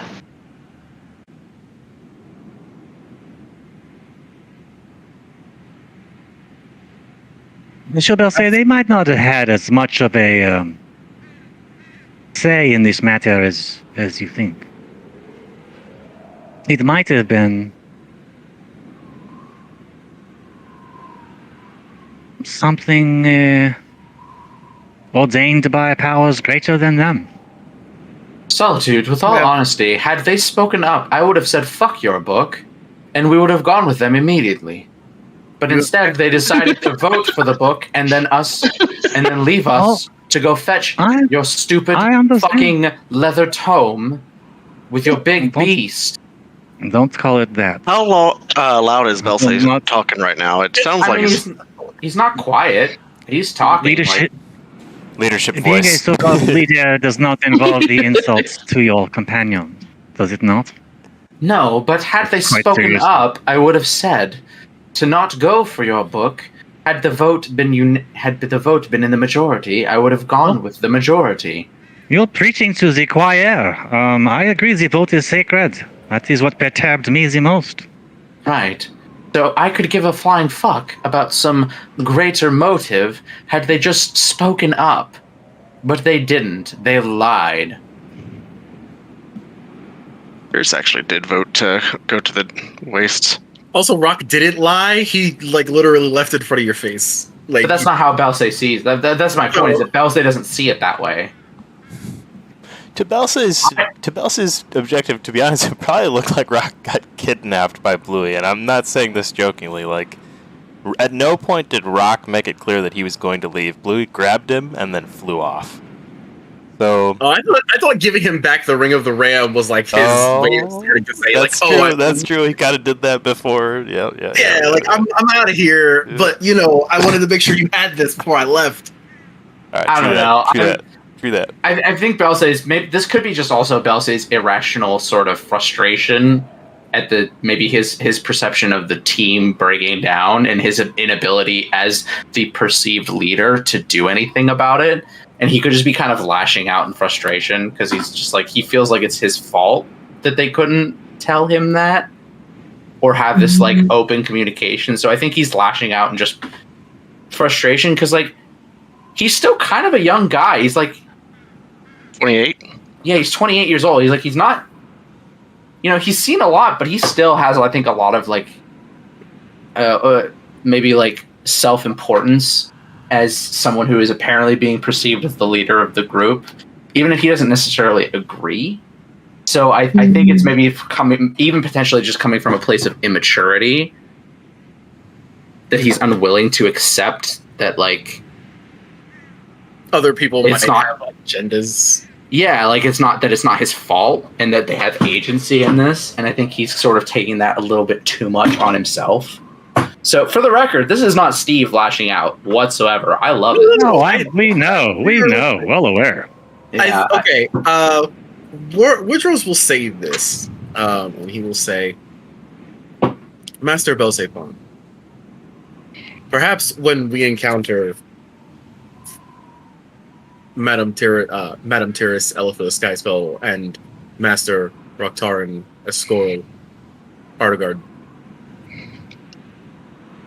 Theoden the second. You have to remember your own name. Yep. I did this to myself, and I'm technically sticking to it. It's fair because it's another dude's name.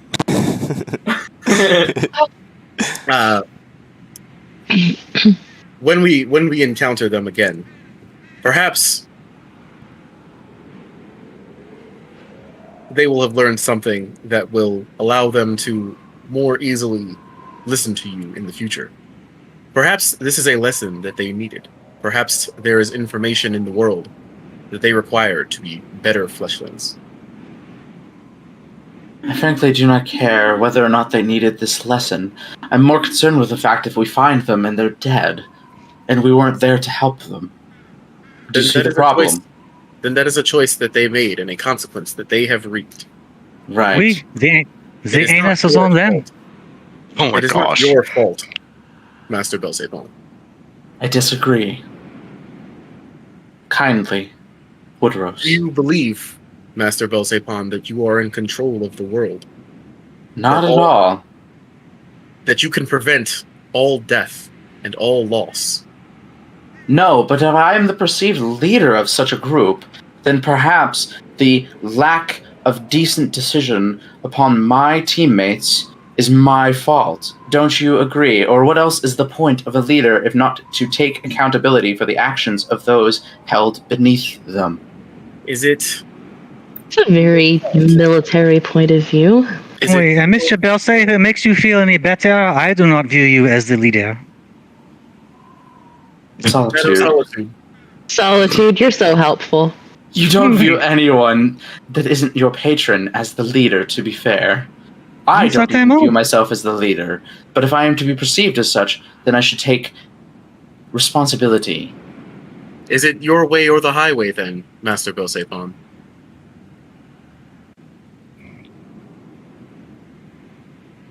Ultimately, in the end, isn't that the point? But that is a Faerunian saying. I think perhaps. And Woodrose will turn to you, Solitude, and he will say in perfect Faerunian, Oh.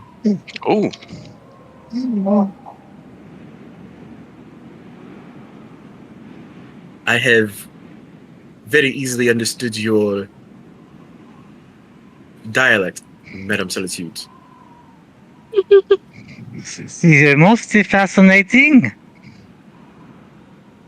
Indeed.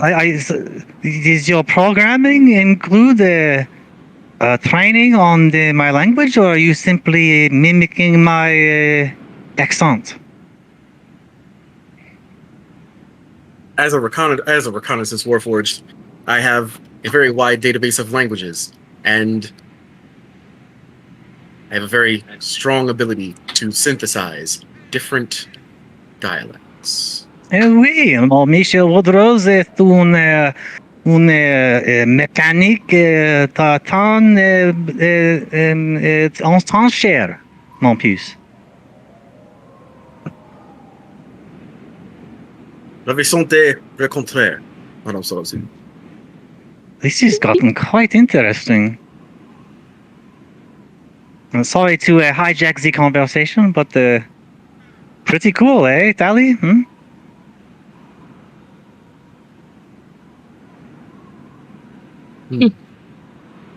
With regards, Master Belsay,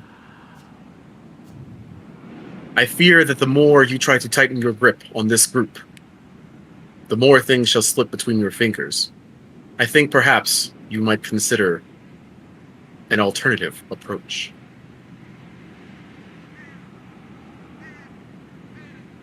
And that would be? Perhaps the carrot rather than the stick. Woodrose, you seem to be under the misperception that I chose to be any such kind of a leader. I did not, and I would still not. I did when not. we made these decisions as I thought to be equals. And then they went and, instead of communicating, they left. Whether that be through the decisions of Bluey taking Roctaran into the great unknown after Tyrus, who left in the middle of the night. Not to mention, never telling us that he has the wings. Hmm? Oh, right. That's right. That was you guys had that whole question about the wings when we got here. I did not choose to be built as a reconnaissance model Warforged. However, that is my purpose. That is what I have been created to do, and that is the role that I shall fulfill. You did not choose to be the leader of this group. However, you have the most leadership experience, as I understand it. You are the only one who can fill this role correctly. Therefore, even though you did not choose this path, it has chosen you. Well, I don't know about all that, Woodrose. What I do know, they'll say, is that people who want power, people who want to be leaders, they're usually the worst. Because all they want is what they want. They don't care about the people under them. They don't care about what they're accomplishing. They just care about their own agenda. And I can tell that you're not that kind of person. So because you don't want it, is exactly why this is right for you. And yet, if we find them, and they are dead, that will be yet another face screaming at me from the corner of my eye every waking moment of my life until the day I die. And yet nobody seems to ask if that's something I want, or something I can live with. These muscles may be strong, but strength only takes you so far. Do you know what it's like every day to be stuck with bloody visages, screaming and crying at you for your failures every moment of every day? Oh, I have no idea. No. I can't imagine that. And yet people keep thrusting this thing upon me again and again and again, not accepting the fact that this might hurt me, make me less of a leader than I could have been. So yes, I will take responsibility if they are hurt, if they are dead. Because if this is something I did not choose and something thrust upon me, then it is my responsibility. You should just reject it and inform them of such. Unless they're too dead for me to tell them. You know what I just realized? She rushes back to her room. I was back with Book of Shadows. You know who is in my Book of the Shadows, we? Who? Monsieur Bluey. Oh. How about we check on him? Woodrose will say like a stage whisper, but a bad stage whisper, like he doesn't know how to modulate his volume. He will say, he feels like he's whispering, but he's not. You can hear this very clearly without a perception check. I believe Master Belsay does not want to be the leader, but he believes himself to be the leader anyway. But he has tied himself up in knots of mental gymnastics to make himself feel like he does not want to be the leader, even though he is. We all know Woodrose. Why does he do this to himself?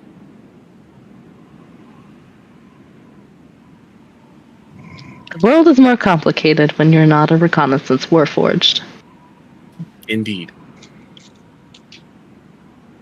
Solitude will write to Bluey. Excusez-moi, Monsieur Bluey. Are you and Rock and Tiris all right? Where are you located? We may or may not be on our way. 25. May or may not be on our way. Open-ended. I like it. That's very Solitude. I like it too, you know? It's very, very nondescript. Very non-committal, exactly. Alright, perfect. While you're waiting for a response, Demon comes walking by, Belgura. And what is his name again? I'm sorry, Solitude. I didn't write that down on my... Harbinger. Harry. His name is Harry. Oh, there's so many names. I've got Harbinger, I've got Harry. What was the other one that you came up with? Harry? I thought it was Harry. We're going with Harbinger. That's fine. What about Jerry? Jerry. R.I.P. Bonjour, Harbinger. Comment ça va? How is it going?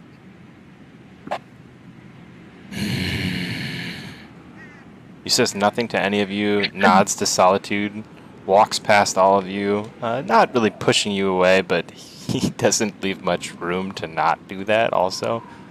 He may, like, nudge you slightly, even on accident as he moves past. And he just opens Orochi's door. He doesn't knock on it. Yes, I love that. He is a very busy demon.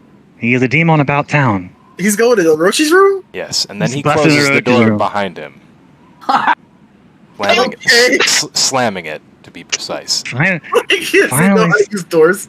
Finally, someone who will tell Orochi what for, eh? And Or do we not like Orochi either? Oh no, he is all right, but someone should listen to the door nonetheless.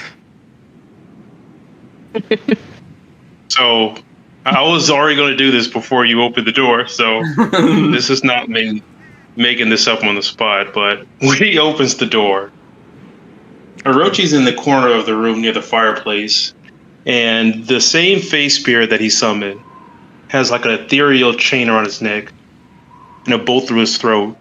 And Orochi's like... You say a bolt through his throat? Yeah. And Orochi's like has little cuts on it. And he says, this is what happened to people who fail me. Maybe next time you'll be a little bit quicker. And then he sees the Bulgura open the door, and he dispels the spell. And the face spirit, like, disappears. And then he says, oh, Uncle, we have a visitor. And he gets up and turns around to it.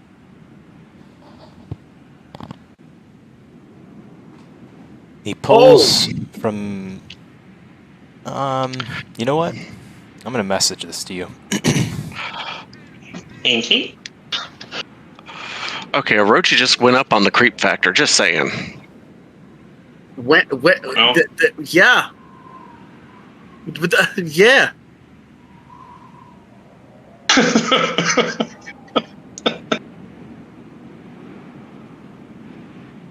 Well, that was unexpected, I guess. I love it. Oh, well, again, yeah, you can say that out loud. That's fine. He pulls from beneath his loincloth the head of a Warforged death troop. Almost in perfect condition. He sets it on the ground and turns. Looking back at Orochi, a simple opens the door, walks out to the rest of the party, looks at you all before wrapping around the corner and heading back up to the top deck of the ship. Woodrose will look at Solitude. Madam Solitude. Okay. Oui? I do not like this thing. What can I do to give you the comfort that he is all right? Would you, perhaps it is time to tell you a little more about my patron? Ooh. You hear the stamping of footsteps from the Balgura above on the top deck, and the shouts of Shiro. Don't climb on that!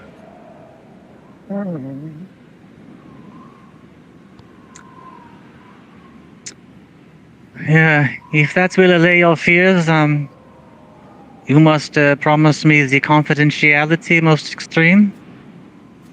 And it is a pact I'm asking you to enter. And you know that I and my master take them quite seriously. You're asking us to enter into a pact with you? In 3 months. I had hoped to hear more about your patron, Solitude. Yes. This seems to be something that I should not involve myself in. And Woodrose will go and knock on Orochi's door. Someone who can knock. Yeah, he'll answer the door. He says, my Warforged friend, what brings you to my door? And we all saw like what was going on in the room when the Mogura entered, right? No, it was. I said that was after the door shut. Oh, okay. Yeah, I thought we saw the face spirit when he opened the door, and then like we just saw the door shut. No, he wouldn't do that. Oh, okay. Well, yes. Solitude is preparing to inform the others of some important information. I thought perhaps that you might like to be present, Master Orochi. Do you have another name? Yeah. Orochi's fine. Sounds interesting. I think I'll be there in a couple of minutes. Thank you.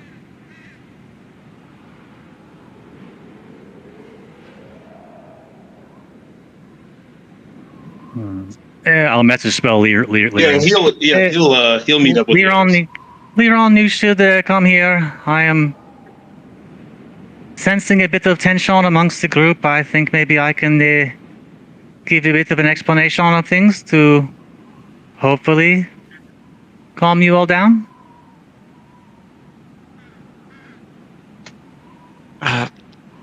And Liren has been like glued to her door trying to listen into the conversation. Just casually walks out like wasn't just listening. Woodrose would just be like, I am calm. All right. Well, as you may recall, my mother made a pact with a powerful being in Wait, Solitude. Oui. Before you tell your story, were we supposed to agree to something? Because I don't walk blindly into deals. Tell us what it is up front, please. You must maintain strict confidentiality of this information.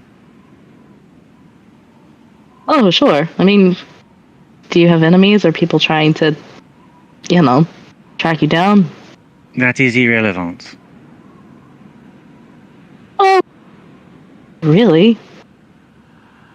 We all have the enemies, but that would not be the reason for it. I am most likely supposed to keep this information, how do you say, on the down low? But I believe that my master, to the extent it interferes with accomplishing his mission, he would not mind me giving a bit more detail.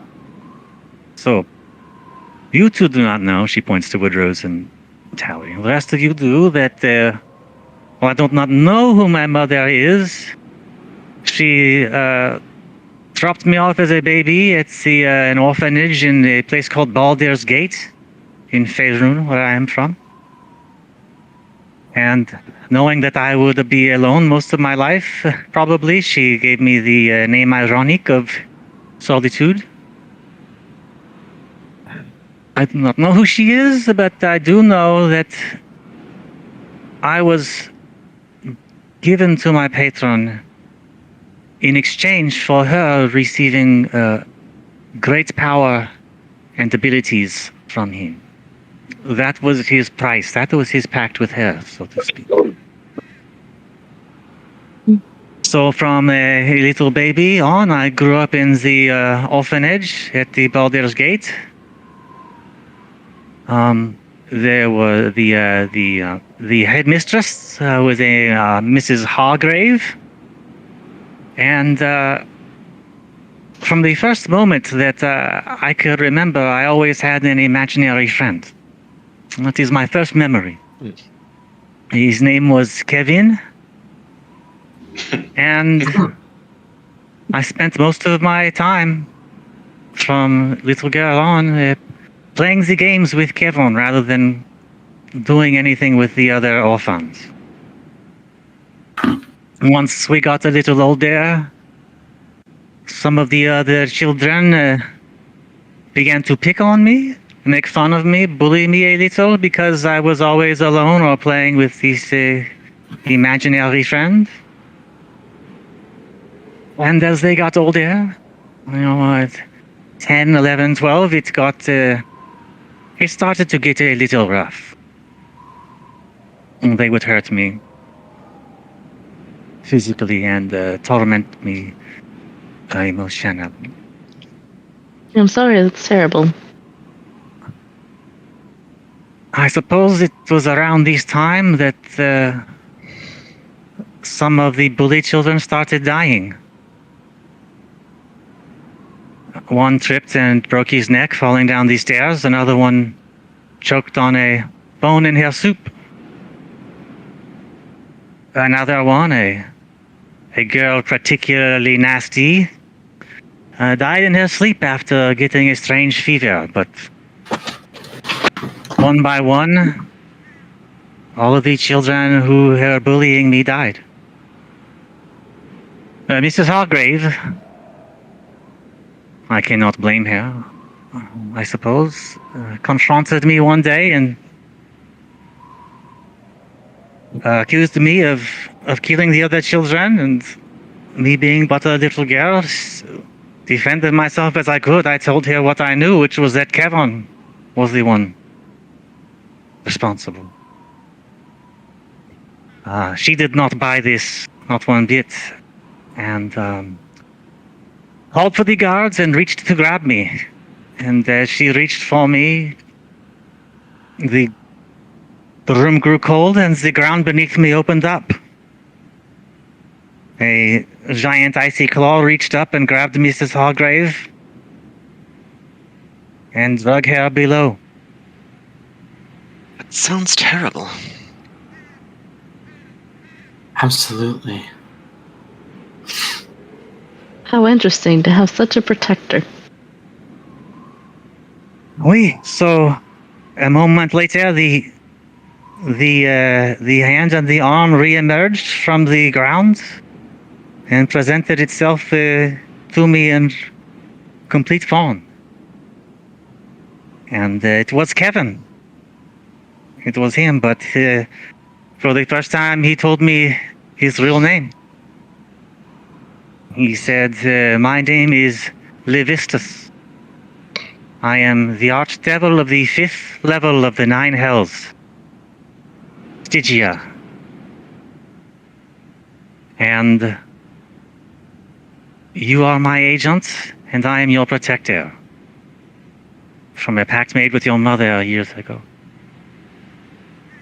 And as a gift, he reached out his hand and gave me these. And she strokes the long gold necklaces on her neck. They were the possession of Madame Hargrave, and I always fancied them. It seems she cared more about her gold chains than about us many times. She was not a good headmistress. He knew I liked them. He gave them to me, and I have had them ever since. And Michel Levistus, he told me that I was fated to be his faithful servant, bound to aid him and do his bidding, but not here, in a new world called Eberron. And in exchange, he would continue to protect me and give me powers and abilities, and would deal harshly with anyone who tried to harm me or push me around, as he had done with the bully children.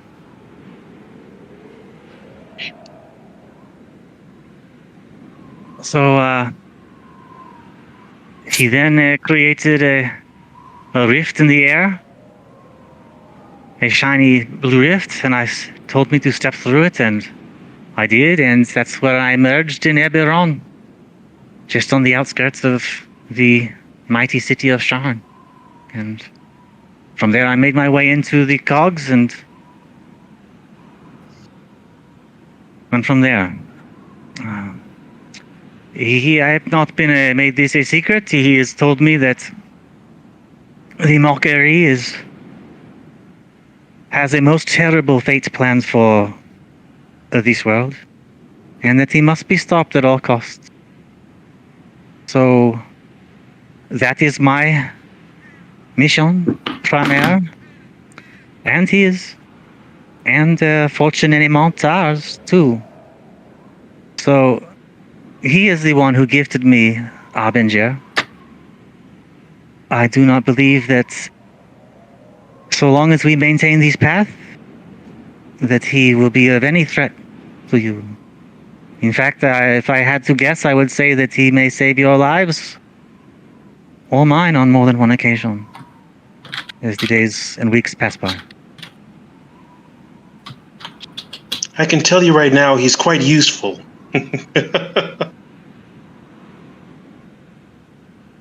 So, there you have it. I still would love to know who my mother is.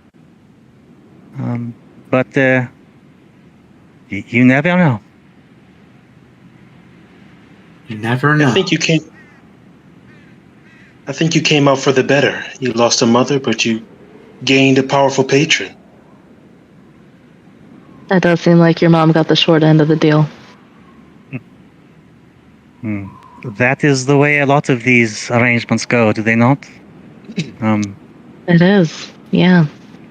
I know many like me despise or resent or disagree with or clash with their patron, but I don't know. I am quite grateful from the protection he has always afforded me. I am not afraid. I am confident.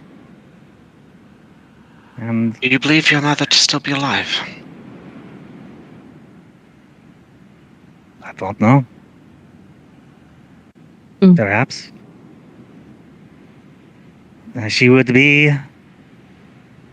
unless she met an untimely end, she would still be alive somewhere, most likely in the Faerun.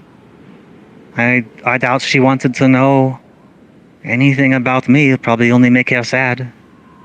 Although anyone who's going to give away their baby probably does not care about them at all, so maybe she was done with me the moment she dropped me off and named me Solitude. I quite like the name.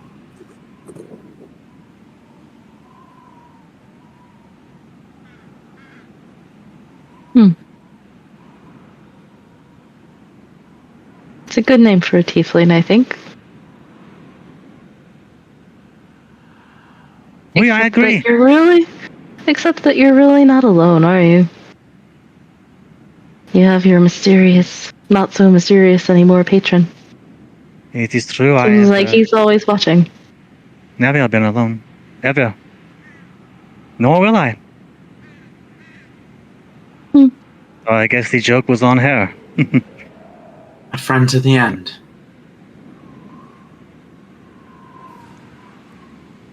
Oh, I think we all would have wanted an imaginary friend, air quotes around imaginary, growing up as kids.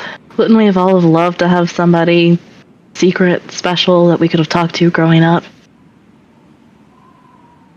And if anyone had asked to look more closely at Solitude when she's playing cards or games by herself, you'd have seen that a lot of the times the cards are moving by themselves. Ooh. Oh. Ooh, weird. Wow. Cool.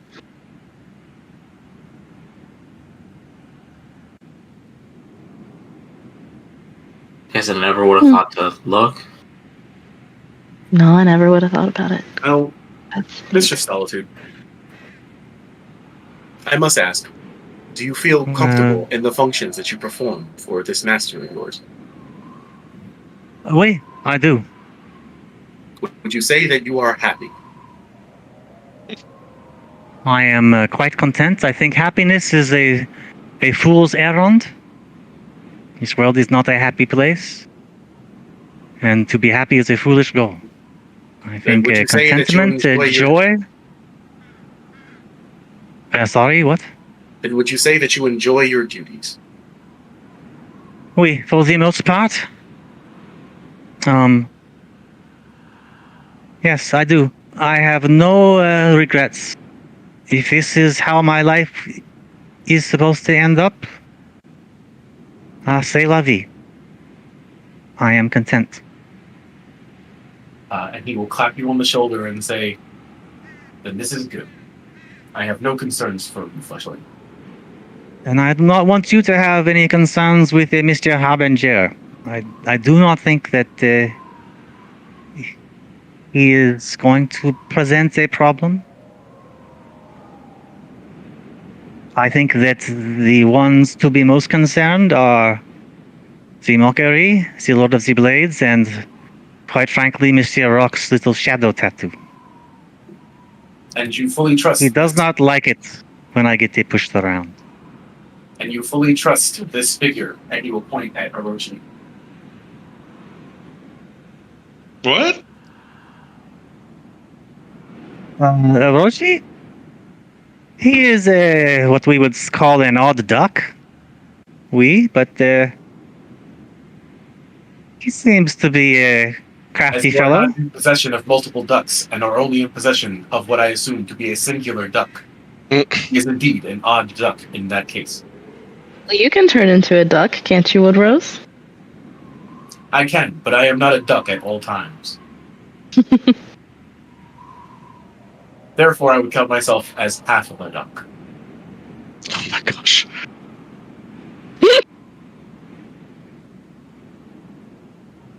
Oh, bless you, Woodrose.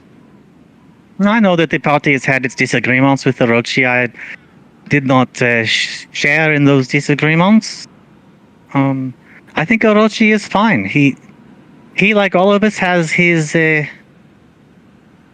dark secrets. But I do not see him murdering us in our sleep. And I see him assisting us in battle and in all of the trials we have faced so far, I don't think he has once tried to undermine us or harm us or I would carry us in agree. the wrong direction. And he respects the vote. We? Oh no, we're back to that. It is what it is all about, after all. This seems to be a recurrent issue. Are there many votes that have been disrespected in the past? Just one. And it was a doozy. I see. If it is not a recurrent issue, I think perhaps that you should table it for the time being. If it does become a recurrent issue, then perhaps you should at that point address it. However, as it is sometimes said, once does not a pattern make. Thank you, Woodrose.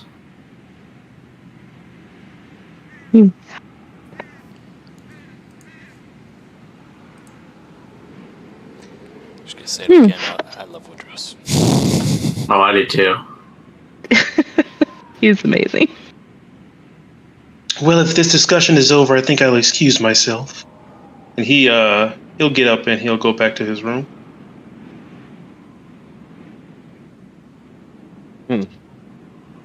You know, I can understand why the question was asked. He's definitely a bit of an odd duck. But you know what? I have a test, a little bit of a game that I play when I think about people. I ask 2 questions, right? Question 1, would I go out for 2 beers with this person? Question 2, would I ask this person to watch my dog, if I had one? Surprisingly enough, Orochi is a yes for both of those questions. I think he knows how to have a good time. And I think if somebody were to try to hurt my dog, he would probably kill them for me. So yeah, I think he's alright.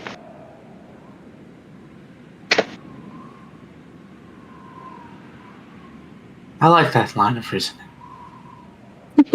It's simple.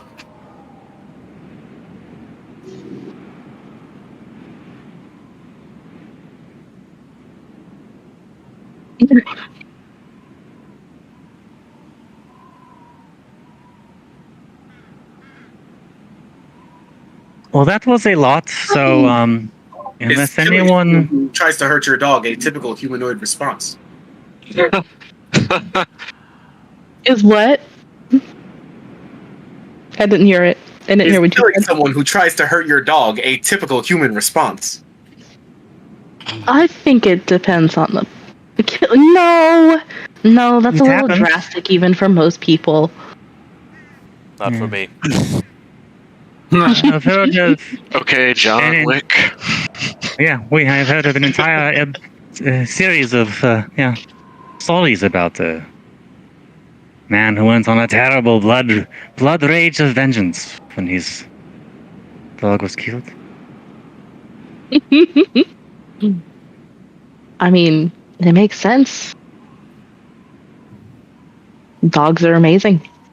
True. We don't deserve dogs.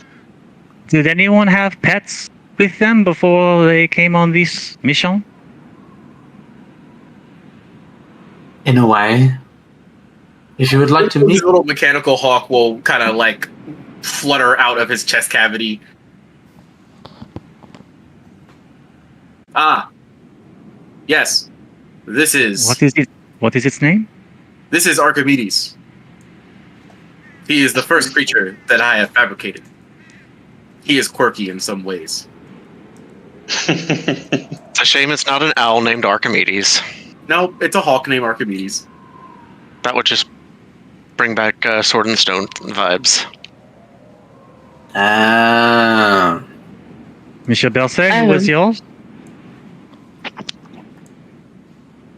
What? Your pet? Did you say you had a pet? Well, you've met him. Well, Solitude, you've met him. The high pay. Correct. Yes. I don't know if pet is quite the right word, but it's the closest I have. Liron? What's high pay? He is my mount.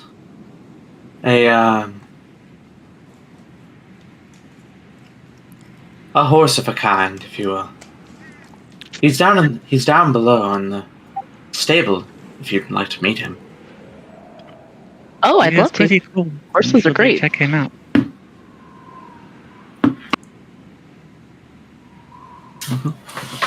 I'd be happy to introduce you. Laren, what about you? Any pets? Not most of the time. But as of recently, I have picked up a companion of sorts.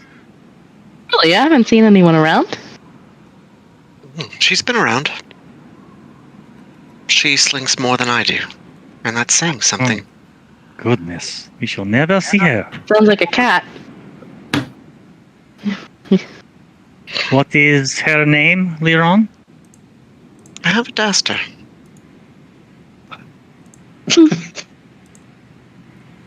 Rude. So I have already named...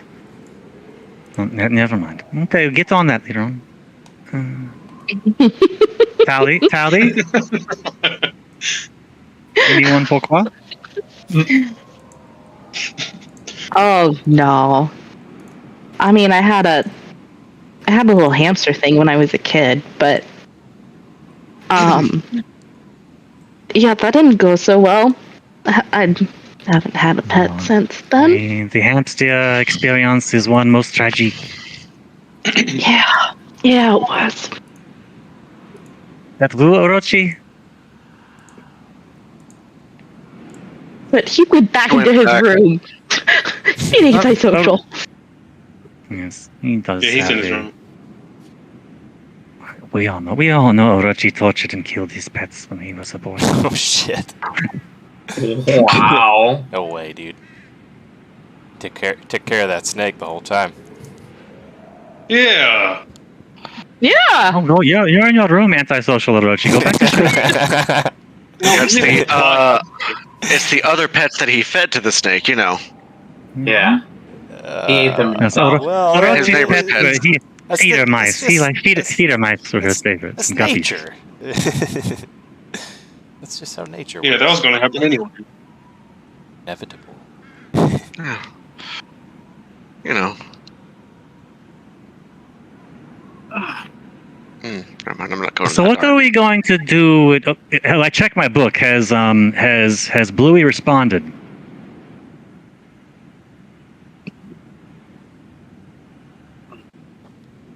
You get 0 response from Bluey. Yep. And I won't say anything. I want you to not be upset about this answer, so I want to give you some background that I want to say at least one person in the group would know about. Ashitakawa is surrounded by an impenetrable maelstrom. Great. Uh-oh. It serves as defense against would-be teleportation into the palace itself, as well as scrying spells, sending spells, message spells, communication, all blotted out.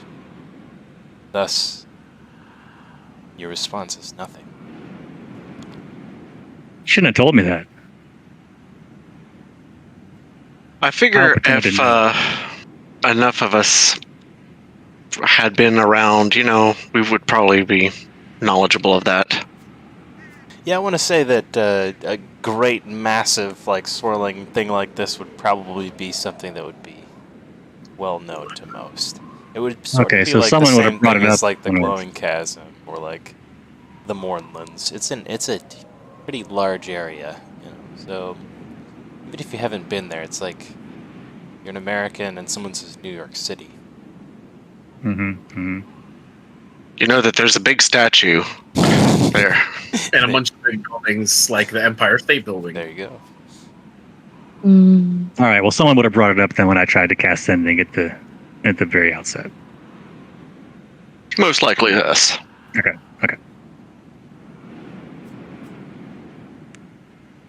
So, what is the plan when we? What are we thinking when we get to the Waste Demonique? jump off of the ship and go in guns blazing? Or sneak in from the outside perimeter and go at it that way? Well, Split the from what party? I've seen, no. Splitting is no. Probably. From what I've seen, though, most of us are pretty good at the sneaking part, so play to our strengths, yeah? Let's say you, great illustrious leader. Well, I can blaze a gun, and from a compartment on his leg, a little pistol will come out and pop out into his hand. All right. All right. I think it would be best to find Tyrus and Rocktaran as quickly as we can, and either pull them out or see what progress they've made, so that we know how to react accordingly. And so I think perhaps, to our best abilities, we go in quiet. Mm-hmm. Maybe land the ship some miles off, a mile away, and approach on foot. This is not exactly the most inconspicuous of ships. What are our thoughts on if we encounter the, how do you say it, Liron? The tiger demon creature? The Rakshasa. Yes. Yes, we. What are our thoughts if we encounter him? I would not mind choking him out then and there, but it may be beyond us. Especially if there are additional ones or blue cultists swarming about the area. I suppose we could seize the opportunity if it presents itself. If not, we live to fight another day.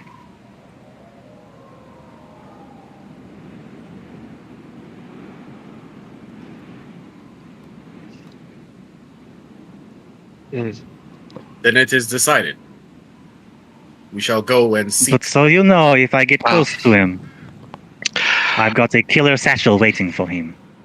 On the morrow, I would like to see if I can send a communication back to Tyrus through the speaking stone. I thought we just figured out that you won't be able to reach her. Well, I was able to speak to her last time, so I'm not certain about that. Also, did you ever answer Rock's sending? I forgot that he sent something. It was right in the middle of something else, so I was kind of distracted. That is fair. That's why I'm reminding you. No, I did not. At all. I actually have to read it again because I don't remember what it even said, so... That is yeah. Fair. Okay, so we set off for the demon waste. Post haste. Do you know why they went? Rock was following her, of course.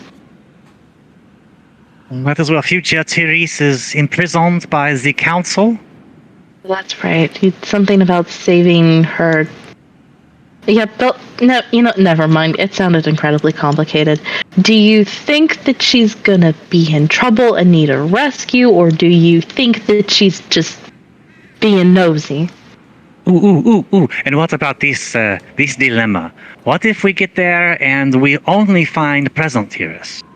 Or we only find the future Tyrus? Do we rescue just them and leave thinking, hey, or do we have to get both of them? I don't know. Jeez. That's a complicated one, isn't it? It is a paradox. You know what? I think we should find Rock first. I think that's probably what we should do. I think we should just leave Rock there. Shiro walks down like 2 steps from the top deck and says, "Did I hear correctly we're going to the demon wastes? I thought you were kidding when you said head in that direction." No, Monsieur, that is our Mission. And how do you expect me to fly through that whirlwind of shit? I am from Faerun. Do not ask me the question. I don't care where you're from. I don't care where you're from. You're asking me to fly there. Well, then once you get to where you can't fly anymore, stop flying. Do I have to tell you everything? I thought you were the pilot of the ship, He walks back up the steps, something muttered about impossible tasks. Woodrose will go with him and just say, it is understandable. Fleshlings do not understand logic very well. I fear that those tokens I gave them may come in handy sooner rather than later. Speaking of which, here's fun for you and your friend. Yes. And he will take it. And he Featherfall token. Yeah. Okay, thanks. That seems smart. Thank you. Every passenger aboard the ship should have one. Thankfully, we have not required it until now. May you not require it ever. Sure. I fear where we're going, that may be a hard ask.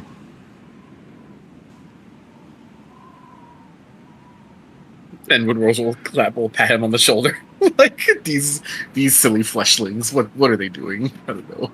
No airship has ever successfully made it into these sands and glass. I do not even know what it is constructed of, to be honest, or what magics propel it.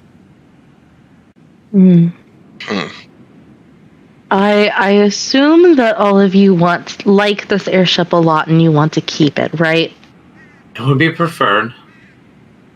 Then maybe not try to fly the airship into the storm of shit. Is that what you called it there, Captain Shiro? No, that was what the captain said. I do not know about this, but I agree. I mean, just when you can't get any further, park the ship. We'll go on foot. That is what I said to begin with, is it not? If an airship cannot Yes, cannot make this journey, what makes you think that your soft, fleshy bodies can make this journey? Shiro claps his hand to his head at Woodrow's statement. In signified agreement. I mean, if Liron and Rock got in there, certainly Monte we can. What? When did Liron get in there? I'm sorry, when Bluey? Tyrus and Rock got there in Bluey. Yeah, Tyrus. Okay. Sorry, I was genuinely confused. Well, we'll figure it out when we get there. Fast travel. No, I'm kidding. Fast travel? Fast travel. Yes, I would like my character to sleep for the next 24 hours. Can we get a montage, DM Gannicus? Or is there anything interesting between here and there? Lots of solitude card games. Oh, besides that, I said interesting. Just a 24-hour montage of Steve doing push-ups and Solitude playing card games. And during that time, all of you become one level greater from having to deal with the card games. Oh, shit. Alright, that's what's up. I'll take it. Should we do that now, or...?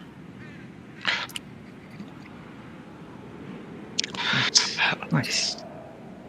Well, and this is like literally as you're crossing into the demon way, so I want to give you guys an opportunity if you want to stat your characters now. Otherwise, just roll with it, and you'll roll at the level you're at. But by no means you need to worry about taking the 5 or 10 to do that. It is no problem. Yep, I'm already leveled up. I know what it is. I knew what I wanted. That's awesome. It's a man who knows what he wants. A woman who knows what she wants, I should say. A man who knows what the woman wants? Wait. Doesn't sound like a real thing. Ignore that. Yeah. lets you watch Mel Gibson movies. Ah, what women want, yes. I'm gonna grab a bottle of water real quick, guys. I'll be right back. All right.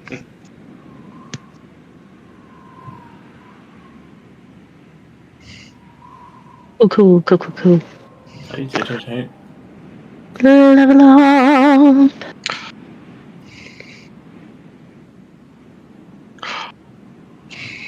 My power has increased. All of the power has. Stop being stupid. I'm sorry. Limited power. John, what invocation are you taking? I am swapping out Farscribe with Gift of the Protectors. Nice. Ooh, where's that? Let's see. Oh, I don't have That's a book of Ancient Secrets one, or a Book of Shadows one. Pact of the Tome. That's where you write. I can write 4 names down, and if any of those 4 names get dropped to 0 hit points, they dropped 1 hit point instead. Gotcha. I think that's better than a Farscribe. And I added Mask of Many Faces back. I was thinking about getting that, but then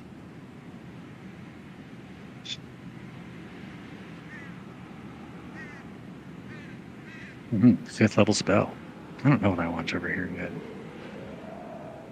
Ah, teleportation circle. I can get us back to the ship. Yes. You got teleportation circle? I could if I want it. Yep.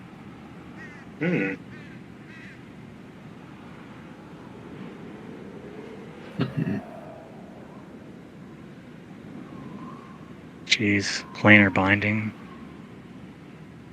I know 5th has such good spells. Dream. I wonder if that stupid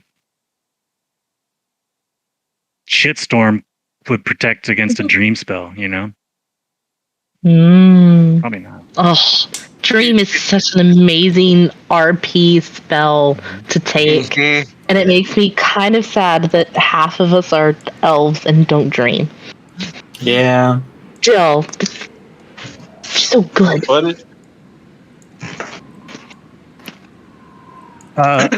Brian, do you have additional warlock spells turned on? Because that's where teleportation circle shows up.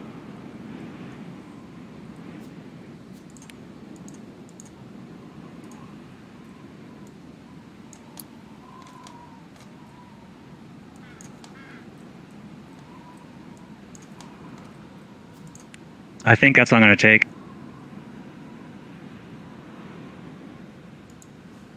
I've got enough damage spells. Wall of Fire by itself is like doing work. Jeez, scrying. Really good. Scrying.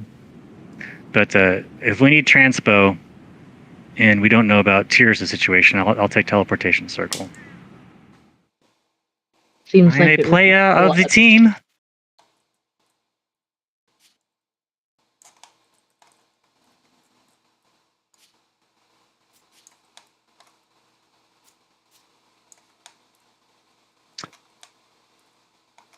Okay, now I have to decide which 4 names I want to put in my book. I think we'll RP that out.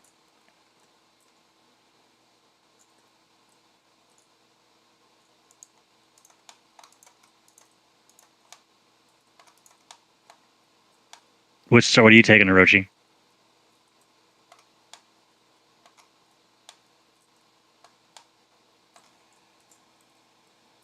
Hello. He might have gone AFK for a sec.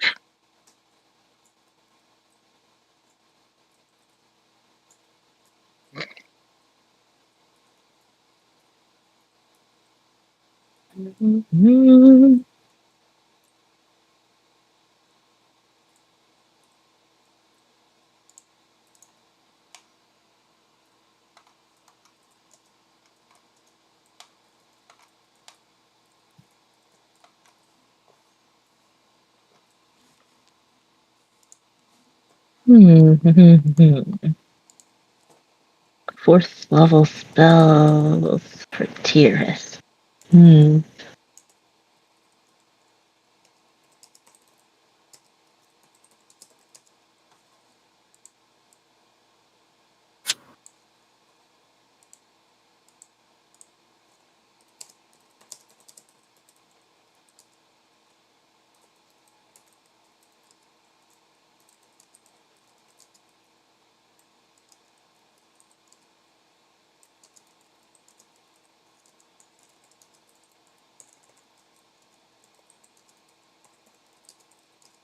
If we're taking a slight break, I may make a quick phone call. I'll be right back.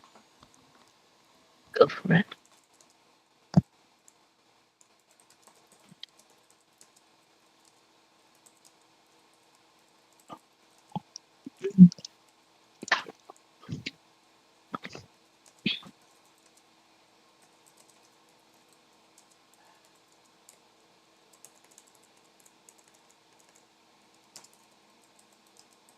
That sounds like a Tyrus spell.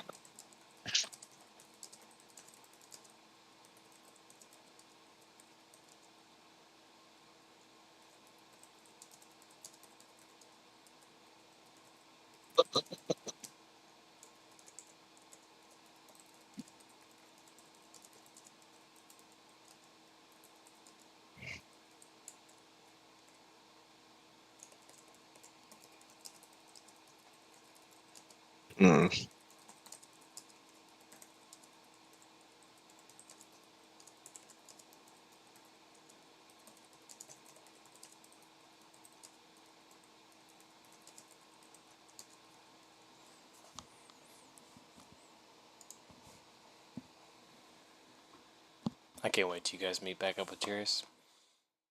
Oh, that'll be fun. I just can't wait. I'm scared. I have no idea what's going on with her. I am anxious myself.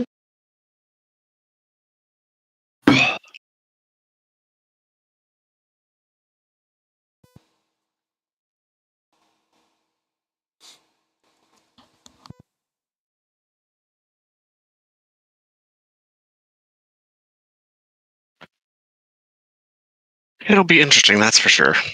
Mm-hmm.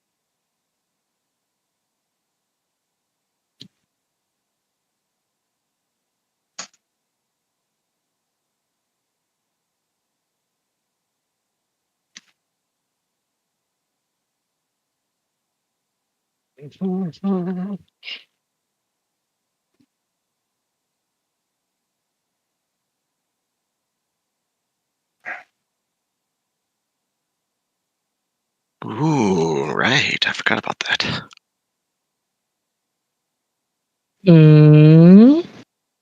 Nothing. Only good things.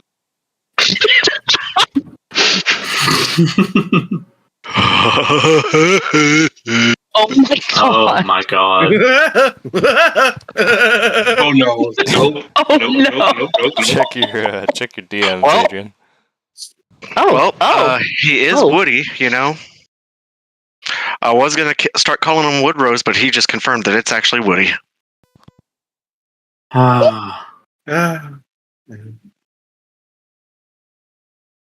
C'est la vie. C'est l'amour.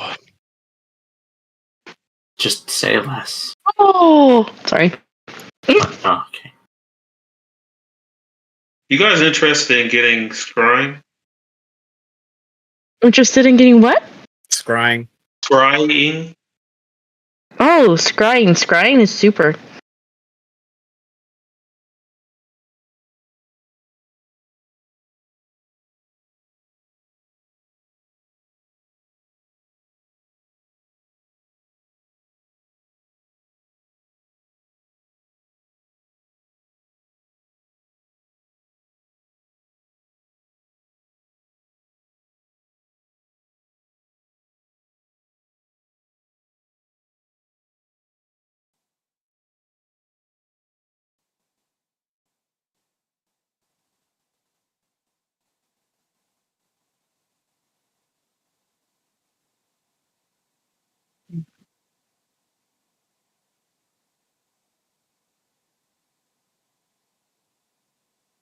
Question. So if... Oh, never mind. Never mind.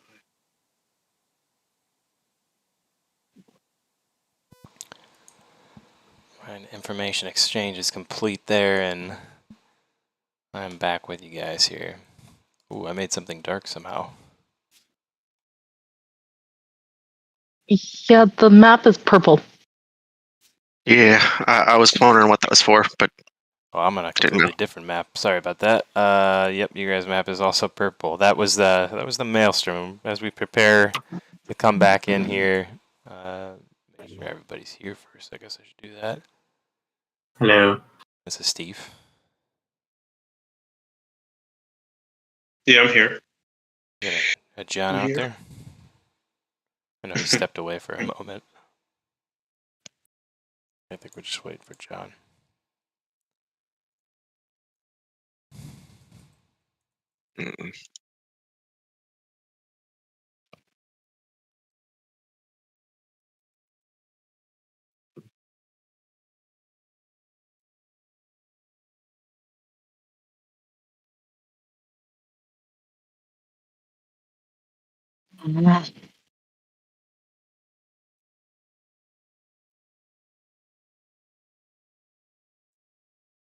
Two Hero Forge accounts, and I keep accidentally signing into the wrong one. Very annoying. Despite the fact that it is my own fault, it is still very annoying.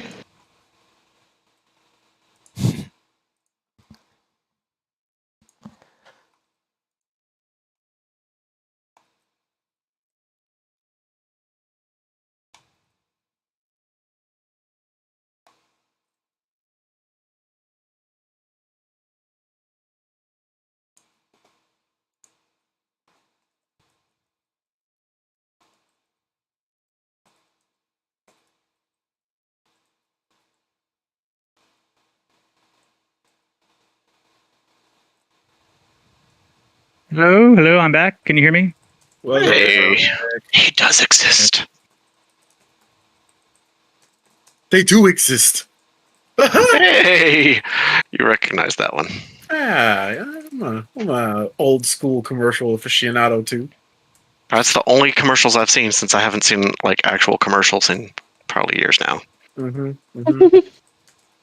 Oh, okay, guys. So as not to offend any party members, I would in secret go around and enlist the following individuals to sign the Book of Shadows. Liren, Belsay, and last but not least, because my name's on it, Orochi. Checks out. It makes sense. Yep. No one take offense from a meta or non-meta standpoint. I'm offended. Say for the record, I don't think Tali would be offended at all. She's the newbie. She gets it. Highly She's mercenary. She's temporary. Contractors don't count. We know this. Now that business is over with.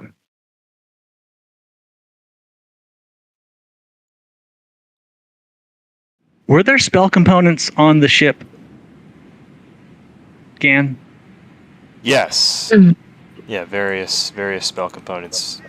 Probably in Cool. each of your rooms. Like I said, you guys' rooms were pretty well stocked when you got there. So if mine require like monetary components, should I deduct gold from my inventory? What kind of components are we talking about?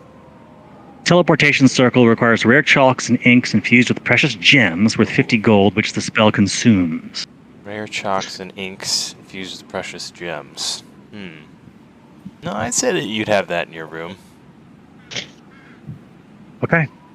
I'll add like maybe 2 charges worth, 3 charges worth, 1 charge worth. I would go with more rather than less. I'm just asking Gan what I would have. I think 3 charges worth would be alright. Okay. I will put it in my inventory. 3 of everything. 3. Just said 3. You didn't say of what.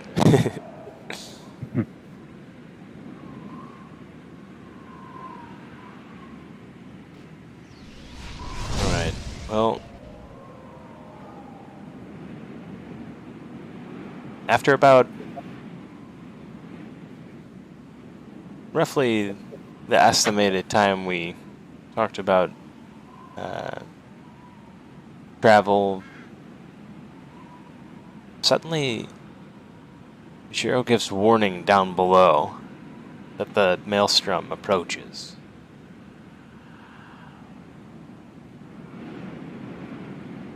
And I want to say that he's since probably relayed that this is an extremely dangerous task, and that when we breach the Maelstrom, he doesn't know what's going to happen. It's very likely that the ship could even crash. If that happens, he goes down with the ship, everyone else gets off. I do not think that we should. Did we decide to risk the ship? No, I thought we were to land it and walk. That was what you wanted to do there, Belsay. I think we are. There's a story of a Eberonian lord of the drugs. We called him the Chapo, and he developed these systems of the tunnels to go underneath obstacles and structures. So I don't know, perhaps there is a tunnel we could dig or something to go underneath the Maelstrom. Just throwing that out there. An airship? Is there an option? No. We park the airship. The airship gets parked, and then we dig a tunnel underneath the Maelstrom. Got it. What if we just walk? We could try to walk it. I agree. To see what we see when we get there, I think. If only Gragus was here with his barrels, what would be perfect protection? Who's Gragus? Gragus is a dwarvish fighter, a master of the ale brewing. He was with us for a great time period. He gave me these, and she's got her little 3 long necklaces, and there's also a locket. He gave me these items. He said him and his mother. He was a... Okay. He was a good person. Yes, very good. I see. It's a shame he left. We could use an ale brewer on this ship. He left a bit of it in my boudoir. You can come try it. It's quite... I'm sure he did. What are you? Are you insinuating something, Tali? It seems as if you're making an insinuation of some sort. No? I'm only insinuating what I'm sure everybody here already knows.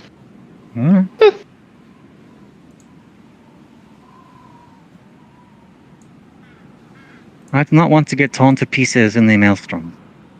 No, it doesn't sound fun at all. So... Shiro's firm. Shiro's fast and strong. He could race me through it. Shiro's firm in his stance. His response to Belsay is something along the lines of, "You may lead this group, but I lead this ship. I won't have you walking through the Maelstrom. This ship is a thing. All of you are beings. An instrument, tool. This is the fate of the ship, then this is the fate of the ship." Shiro stands firm. I would not have you waste a perfectly good flying vessel and your lives. Is that what we've become? Those who clutch to the things around us? Do we fight for something more? I've flown this ship and carried you to your destinations without question. Now you seek to protect the ship instead of Tiris? Louis? What? Raktaran? No. Question for the Eberonians? You find yourself angered that they leave you.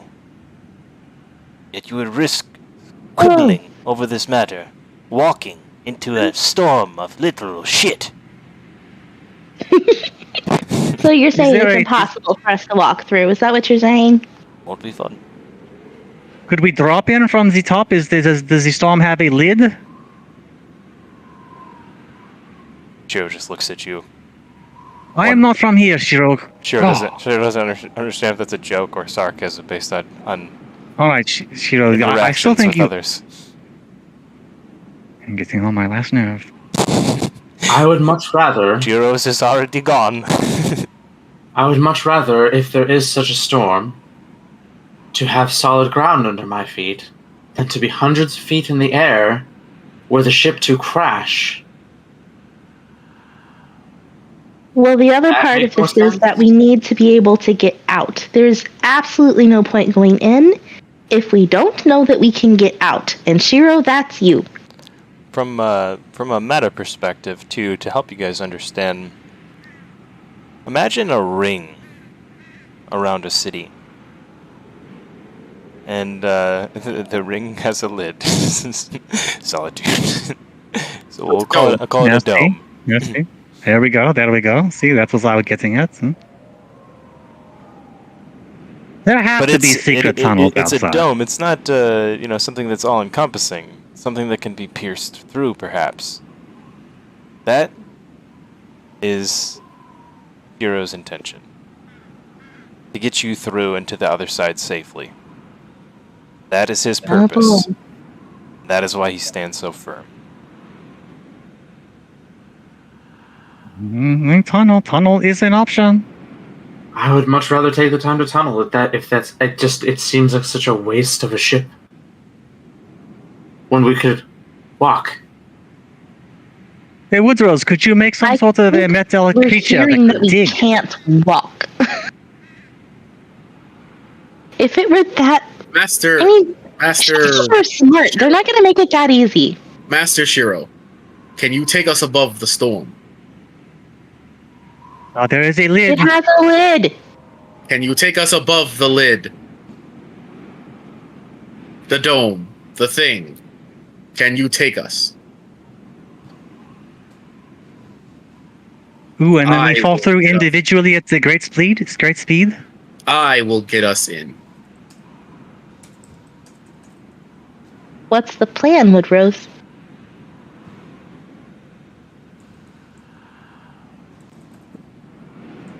I have recently perfected a new transformation that I think will get us through.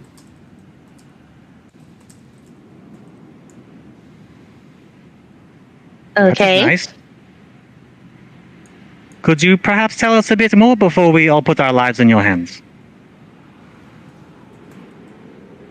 Trust me when I say you probably will not like it. That's why we need to know, Woodrose.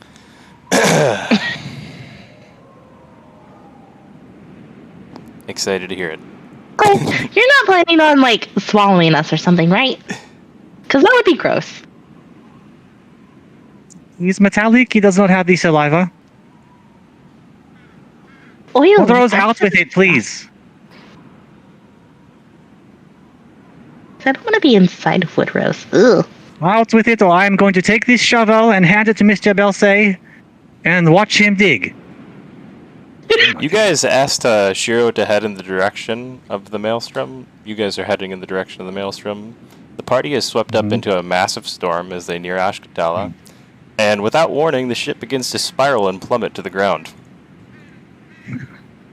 Hey. Because no one is getting the hint. So I'm going to make it very thick. So I apologize, I don't usually railroad, but I'm railroading, so it's happening. Grab a shovel quickly! I love it. I think it's hilarious. Transform into a giant dinosaur and just pick everyone up and jump in. I'm gonna be very honest. I love your guys' creativity. It's sometimes impossible to stifle. So it's I really don't want to do this, but I'm doing it. The ship is going through the Maelstrom. You guys are not going to sit here for 45 minutes and try and figure out how to get through it. You don't know how. You know really nothing about it. Lyra just shot out of the blue that the Maelstrom exists, basically, for Solitude. So you know little about it. Fair? And it has a lid. It has a lid. We know that. Yes, you know that it It's has a a domed, lidded thing. but for the purpose of It sounds like something continuity, Shiro would do. It's hilarious. And the existence of tunnels is still up in the air. We're unsure. It's down on the ground, but we're never gonna find it. Just let there be tunnels, guys. We're crashing. We need to do something. We're crashing. I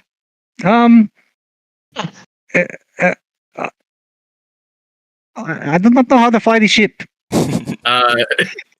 You need not fly the ship. Why don't everybody make a athletics check here to brace themselves as the ship begins to go down, like I said, plummet and spiral in circles, probably quite terrifying for all of you, depending on where you are in the ship currently. Duck and cover. If you're not on What the kind of deck, thing? I imagine that you're probably terrified. You are making an athletics check here. Oh boy. I mean, I would assume we were, or at least some of us were in the control room up top. Yeah. I would assume that's probably where Balsa. That's where Balsa would be, realistically. I would say that in this kind of situation, it becomes a choice of, do you make your way off the ship, or do you try and survive on the ship? Well, are we still in the storm, or have we gone through the wall? Oh no, you've punched through the wall. The Maelstrom is now behind you, and the ship, like I said, has seemingly lost the ability to control itself. Shiro is desperately trying, but nothing seems to work. That he does as the ship just careens downwards. We need to jump, you guys. I'll just jump off, yeah. Bloodrose, can you fly now? Is that a thing you can do now? Still working on the flight, Tally. Oh, damn. However,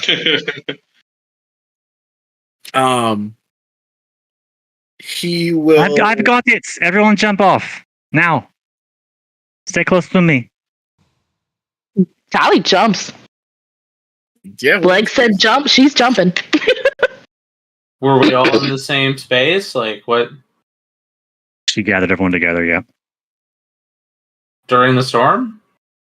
Yeah, we would have if we once we get through the storm. I don't know. If you can get near her, you can get then do it. If you can't, so be it. I assume we would have. That would be a GAN. That's a GAN situation. Together. Whoever can get close to solitude in this this situation, I would say we could go off where you guys' minis are at on the map currently if you want, but it sounds like some people are in different places. I can't interact with the. Yeah, we're on waiting on GM. No, that's not good.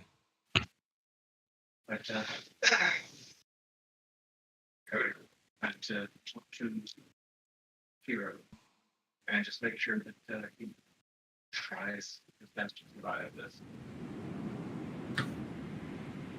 As we feel the ship falling, Woodrose will run into Orochi's room and grab him and grab Anko, I guess. Are we leaving Anko with the ship? What's going on? What are we doing here? Yeah, do we feel like well, I guess we might as well bring him up. Yeah, I guess I would say bring him. And he will grab you guys, and he will bust out of the window and jump with you in hand. Damn. All right. Tally jumps was solid. Oh, we got control now. I see. Yeah, I'm gonna go up the ladder right by my place to the top deck and wait to see if I see people and spam message spells saying, "Get up to the top deck by me, on me if you can." No. You'll just see Anko, Woodrose, and Orochi just go flying off into fucking oblivion. Good lord. Okay, me and Tali. Anyone else? Quickly. Fastissimo.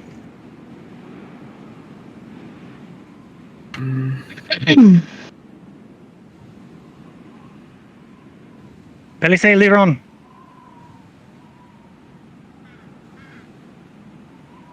And as you start to fall, you'll see that Woodrose's feet just start blasting out these like short jets of air that slow your fall as he casts Featherfall. I like that description. Yeah, If it's just you and if it is, yeah, that is pretty bad. It's like I was wondering what he was gonna do after he jumped out the window with me. If it's just you and me, baby, you could just hop on these. Come on. Great. You board the broom of flying and fly off. All right. Very comfortable. I'm not going to lie to you. Is this not the most me thing of things, Avia?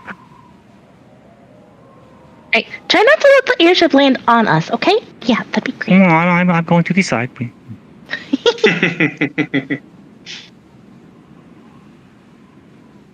I guess as we're falling, I'll spend a 3rd level spell slot here, and I'll cast Conjure Animals to conjure the Quetzalcoatlus, so we can just kind of fly along with it.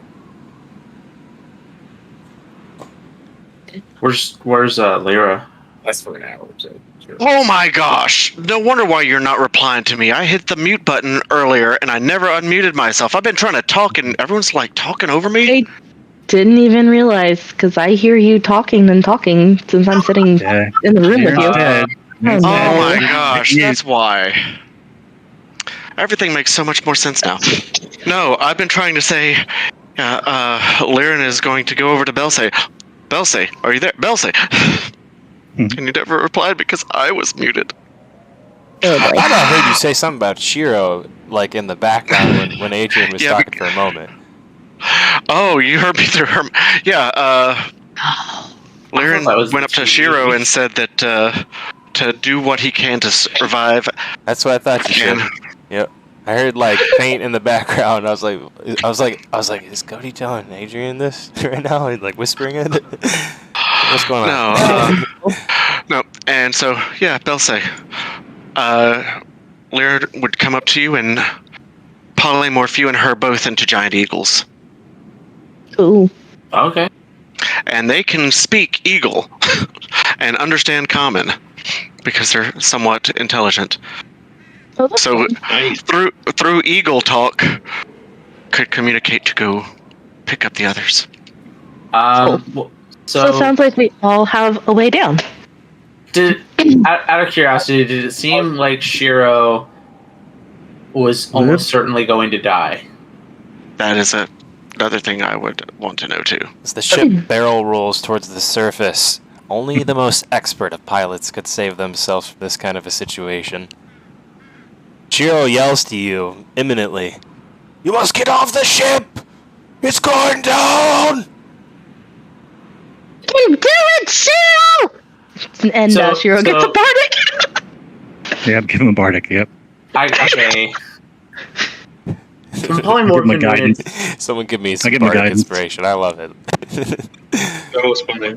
That was funny. He's got guidance. I'm marking it off. Hey, the guidance. Yeah. Does it? Sorry. The guidance. Alright, so we all have a way down. Well, Yeah. So did it seem like the ship was definitely not going to be saved?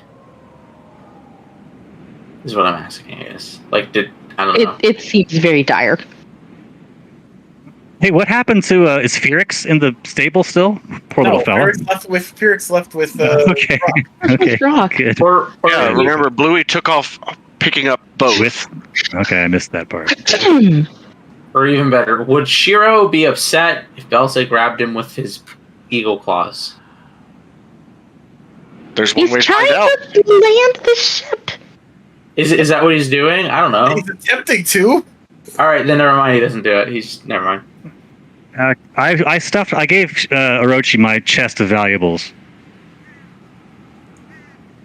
I don't think Rock left anything of value on the ship. And do I need to roll anything for Balgura?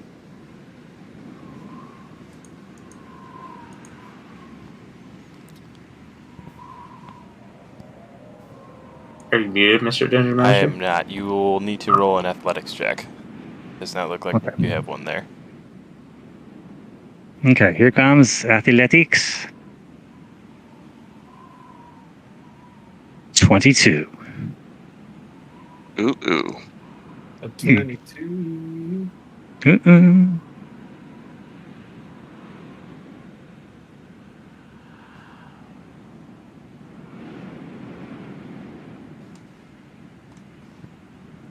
Is everybody off the ship at this point? Yes, Mr. Dungeon Master, we all have a way off of the ship. We've got a couple people on a broom, we have a couple people that are eagles, and a couple people that are just feather fallen. Having found a safe way to get off the ship continues careening and plummeting towards the ground, eventually crashing. Though it does not look destroyed from your perspective. It seems to be buried, sunken into several feet of sand. Oh, okay, I'll get your ship out. Extremely. Well, nice, maybe that'll be okay.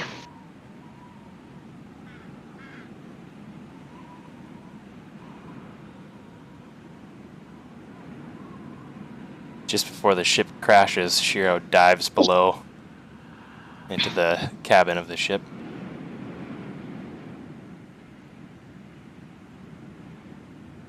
And with that, I'm going to switch maps over. Ooh. Oh, new map. That is some pretty good piloting right there, Shiro. That makes me think of Firefly. I need a Shiro. I'm holding out for a Shiro till the morning light. Watch me soon.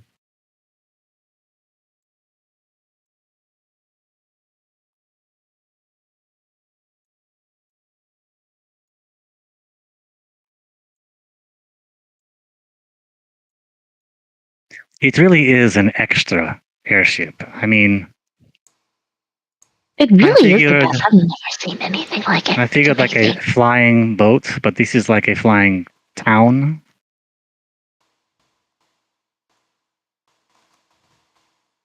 That's such a good kitchen. Oh, Tali's gonna miss the kitchen. Solid acoustics. Oh, yeah.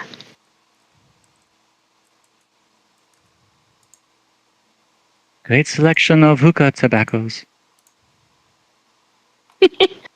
Oh, dude, you left your hookah. Like, it is a fixture. It is attached to the ship. I'm sure it's fine. Look at your new one. You see her rolling it. She salvages it from the ship and rolls it with them if the ship couldn't be kept. Not giving it up.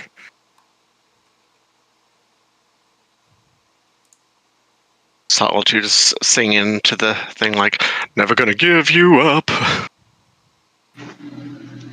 my god. No.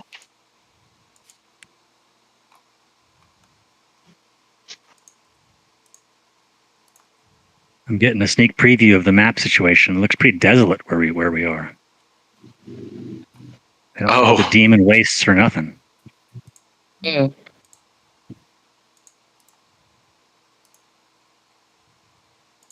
My character's token's white hair really stands out even from a distance.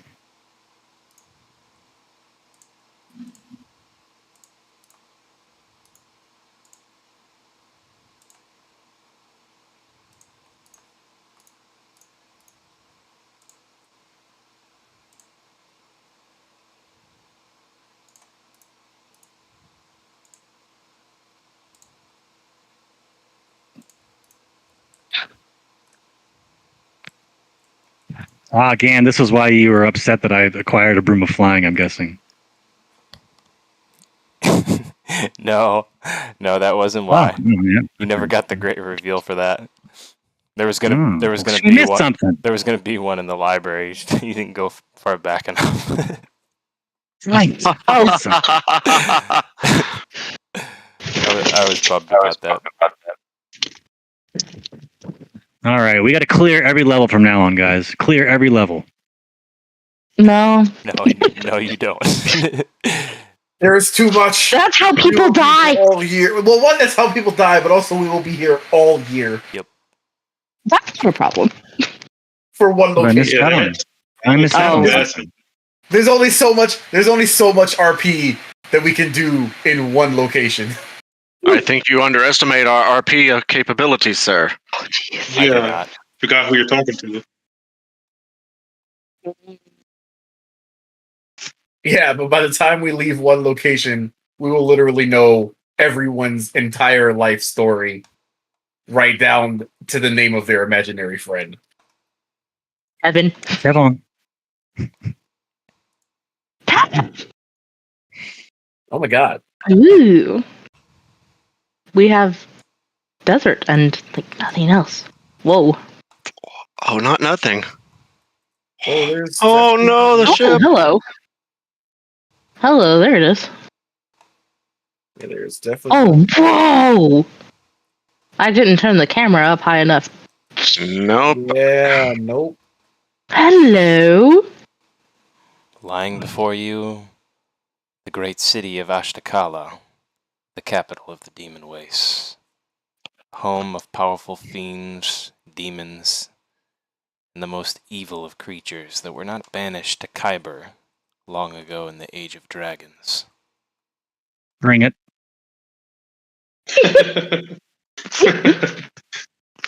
Solitude ain't scared. Not in the slightest. But John is.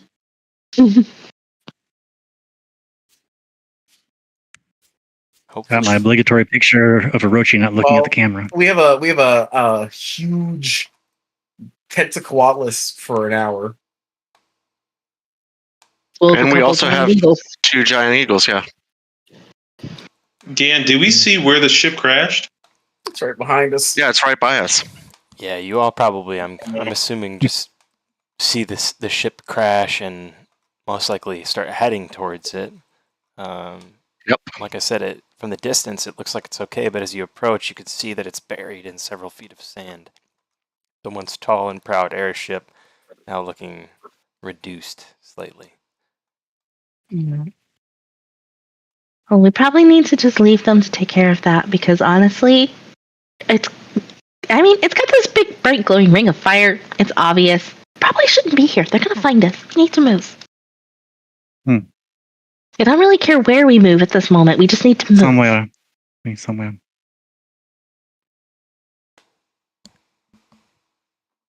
Let's whoosh. We're gonna whoosh over to. I got it. We're gonna whooshing over to right.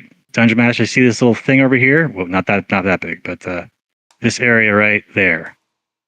For me, I will put myself there because I am riding with you. Mm-hmm. Switching to fly mode. You coming along, Orochi, because you're riding on the Quetzalcoatlus? Yeah, I'm wherever you go, I go. Well, I guess I gotta move with it now. Book of Ruth. Your people will be my people. There we go. How far away was this exactly from where we were?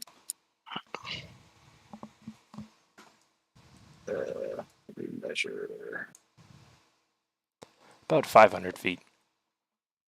Okay, so the Quetzalcoatlus is a flying speed of 80 feet per round, so it'll take about, I don't know, 40 seconds? rounds, 6 rounds, yeah, 6 rounds. It'll take 48 seconds. You have plenty of time. Oh, yeah. Now that we're here, should I get rid of this huge flying winged snake thing? Well, I don't think Rakshasas are particularly fond of... No, wait, what am I thinking of? Yeah. It's probably not a good idea to flaunt that particular creature around here.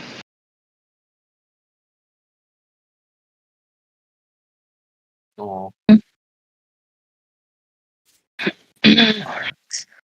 So we're preparing to stealth mission into the Demon Waste capital. I will create you again later, Eustace. Liron, what did you put in my spell gem? She is currently an eagle right now. As is Belsay. You know what? And I'll open up telepathic communication with everybody. So everybody can communicate to me, and I can communicate to everybody.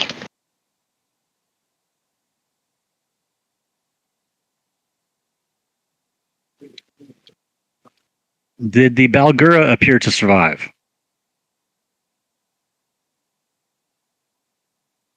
Yes, the Balgura is with you. Let me just drop him. Sweet.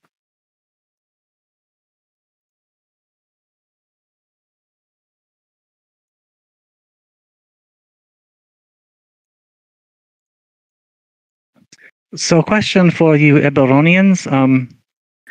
This is the Demon Wastes. Like, is Monsieur Harbinger just going to kind of really blend in here because he's a demon and all, or does he need to be invisible? Oh, I don't know. Monsieur Harbinger, you may know this yourself. I have not been here before, but I have heard of this place. I will blend well enough. Wait, well, don't forget that you can cast the Disguise Self and the Invisibility twice a day, so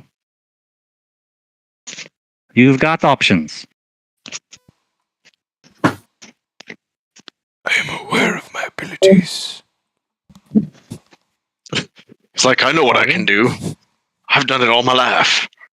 Anybody else have the ability to change into something else? Lyran's eagle form will nod her head. Oh wait, I can talk to you. How does that work, actually? Because I have 8 ints, and it says eagles can understand common. You just have to be able to understand the language. We don't have to share a language. It should work. Okay. What do you guys think? Should I be myself, Dark Elf, It's not particularly overly stupid. You can have a conversation with 8 int. Okay. Yeah, I know people that have 8 int in real life, so and they do speak. Yes, they do. Even though sometimes I wish they wouldn't. Yeah. So anyway. You see the Harbinger shrink down into an impish form right before your very eyes. Oh, Harbinger! Hey, pocket size for your convenience.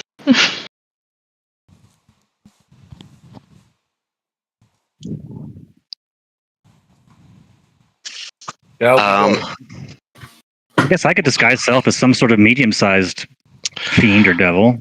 Actually, Lyran will just drop concentration on this because it's not very inconspicuous. They'll say, you're you again. Right.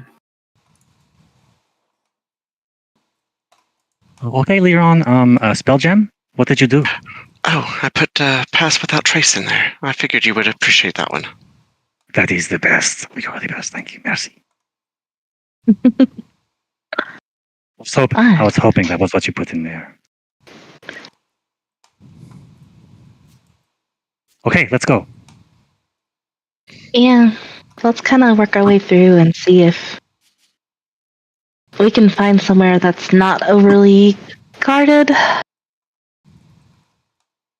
Or maybe a guard that we can bribe. I can change my appearance as well. Cool. However,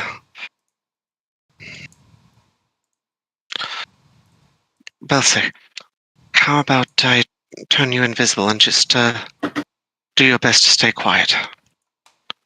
I think that sounds like a good plan. Alright, and I will cast invisibility on Belsay. Okay, are we losing our giant eagles? Yeah, they already did. Yeah. Okay. I must have missed that. I'm sorry. Okay.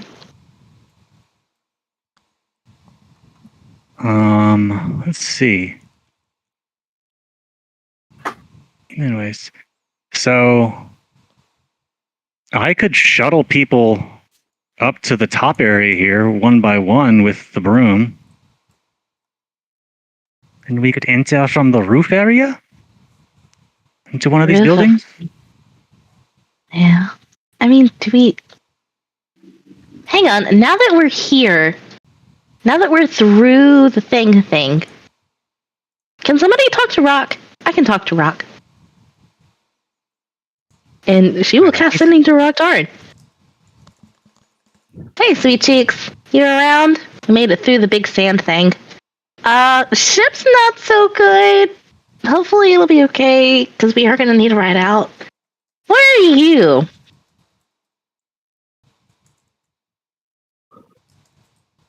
Does Vaktaran receive this message? It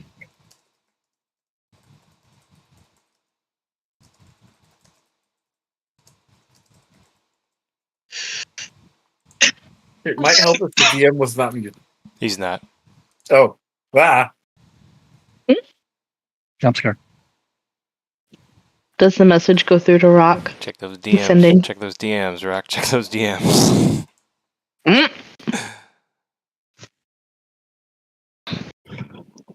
If you are here, remain careful.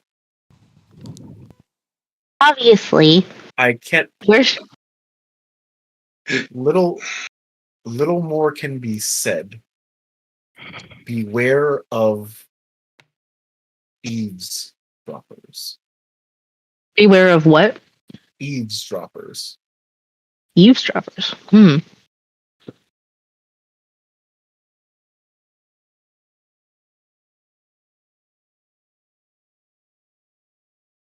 I mean, this is a telepathic conversation since it's sending. Mm-hmm. Are you in trouble? Not currently. However, I have not yet found what I am seeking. Little nerd.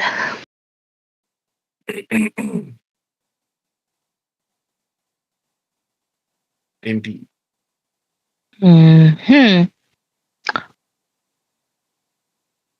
Well?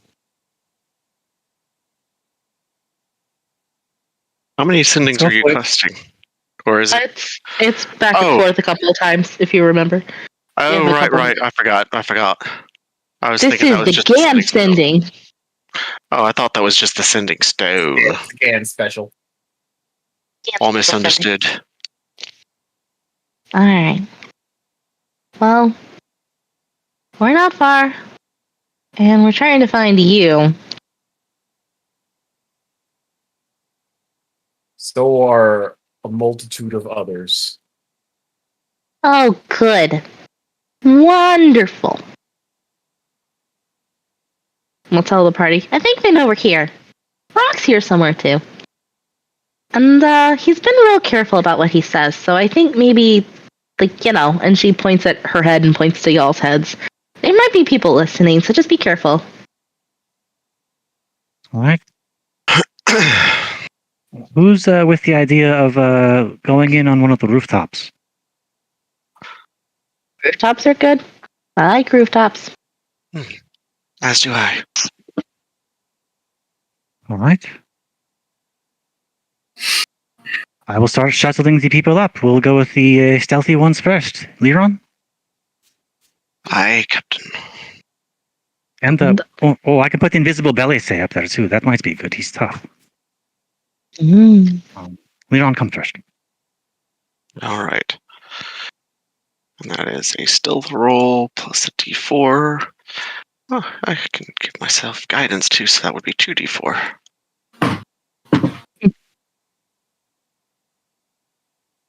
I'll do a. So that is a 31.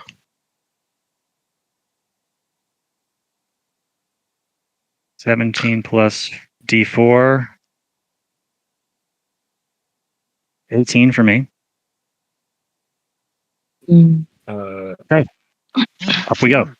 I will drop. I'll cast. He'll cast. What you call it? Woodrose will cast enhance ability on himself Felines Grace. Yep. Because he's not wearing his super stealthy armor. So it'll be his disadvantage. And roll straight. Okay, I'm going to park the group. This again, if you zoom out, it's 25. I will go back and forth, and park them on this little precipice right here. Okay. As you're doing this, you hear the sound of someone coming from around the cliffside. It's loud footsteps. Obviously a large beast, followed by what sounds like a stampede of smaller ones. Shit. How many people make it up there? Yeah.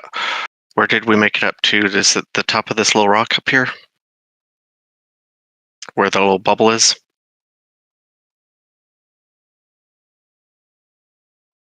Let's see here.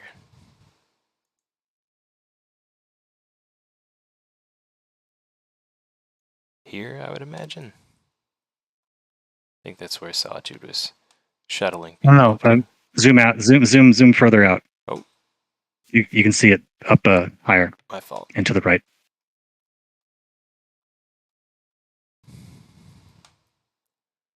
Well, as you get up to about here, Solitude, with the first party member, you would see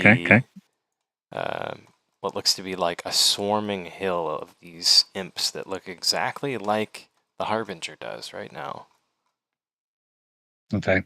They seem to be like some sort of foot soldiers, but they're all patrolling these hills.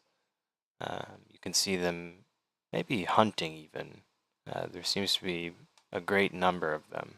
Everywhere you look, you see tiny little red wings.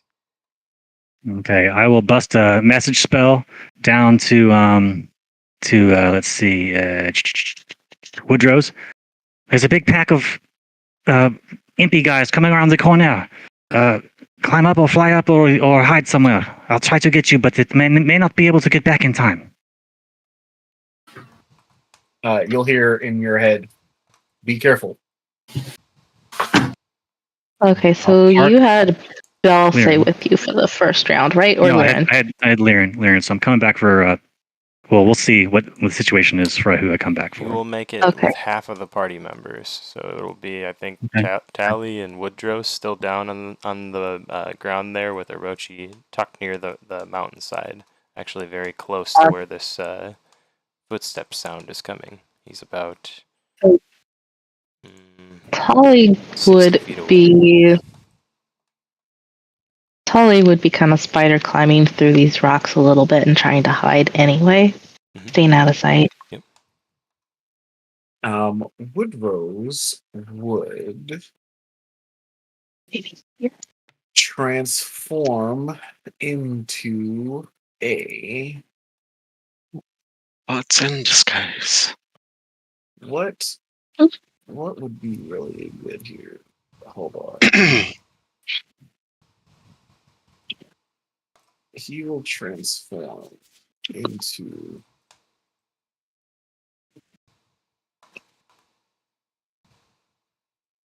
a giant constrictor snake. Oh, that's a good one.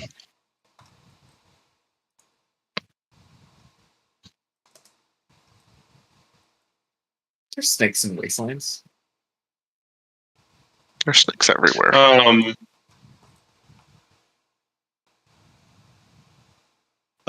While I should have said this earlier, but while Solitude was carrying somebody else up, Orochi cast Levitate on himself and just hung on to the broom and just floated up with her. Oh, that's so smart. And he will try to slither away the other way and be stealthy about it.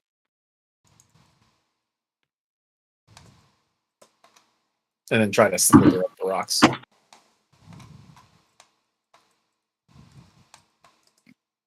And where does that leave me? You transported two safely. The other two have made their own way. At this point, Okay, so as with- they wrap right. around the corner, you've nearly dodged them. Narrowly dodged them, I should say. Okay. So I'm up also? Yes. That's what I was wondering. Okay. Yep. All right. You made your last delivery and probably stayed up there once you saw that the rest were dispersed throughout the rocks at this point. But you can see from your position now, higher up, quite a bit all around you. There seems to be, like I said, several imps patrolling the hills in the nearby areas. It'll be tough navigating, you can see. So they're up here too. Okay. This looks somewhat it looks relatively walkable, so I'll morph into dark elf shape and let's see. Start I have lost Woodrose in the sauce. I cannot. I just fell. I fell to my death. God. Oh no, there I am. Okay. There I am. Yeah, I can't go low Climb. enough to get to wherever Woodrose has fallen to. Oh no. I don't actually have a light. As you cross that first little gap, make a dexterity saving throw as the rocks from underneath your foot slip out from underneath you. Dex save. 11? Oop, can I dex save to try and catch her? Solitude slips. Nope. Goodbye. Lyra. I'll just pull out the broom of flying real quick. Whoosh. Does that work? Absolutely. Never mind. Nice. I'm not needed.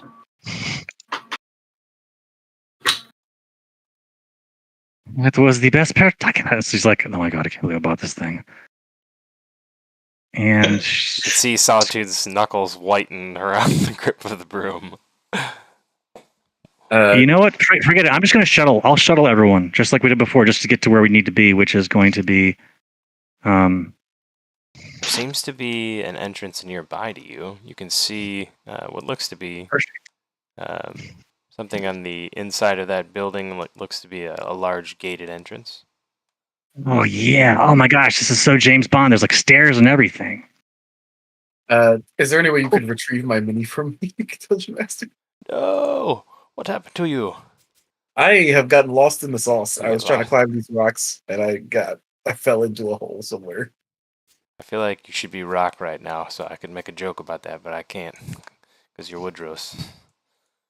Rock got lost in the rocks. Rock got lost in the rocks. All right, I'm gonna put you there.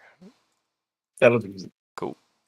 I am a giant snake currently, so nice. And Dungeon Master, I'm shuttling people to where the next little bulb, kind of just to the right of the building. It's like a catwalk. Let me see your bulb here. Ah, I see. Okay. All right, you're trying to put him on the wall. All right, that makes sense.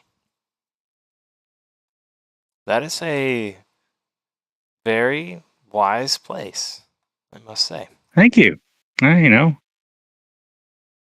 Yep. And you're fortunate enough to be out of the vision of imps as you take a relatively obscured path. You're able to safely deliver. Who are you taking first? This time I'll take Belsay first. Okay. You're able to safely deliver Belsay. So Belsay, if you'd like, you can move your mini over to where John's orb is. right back for 2 seconds. And then we'll do Liron. Which I'm just going to drop one here so we can know where he's talking about.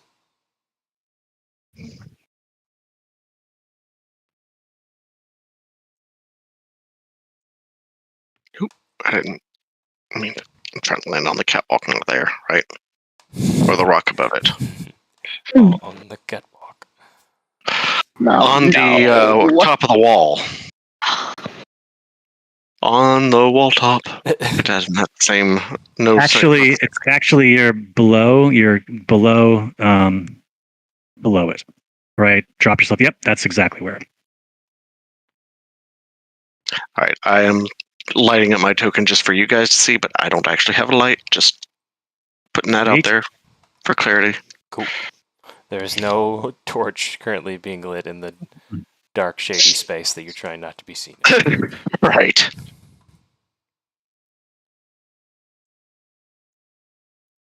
So that's I got Belsain Liron, and then Tally and Orochi, and Woodrow's last. He's a heavy one. Well, Tally was, I think, navigating the rocks, and she was Okay. below you, so you'd have to fly back down there to go get her. Of course. That massive battalion was sweeping around the corner, mind you. I mean, is she way down there? Down there? Well, no, she was kind of next to Woodrose. She had worked her way over here by Woodrose because she's spider climbing.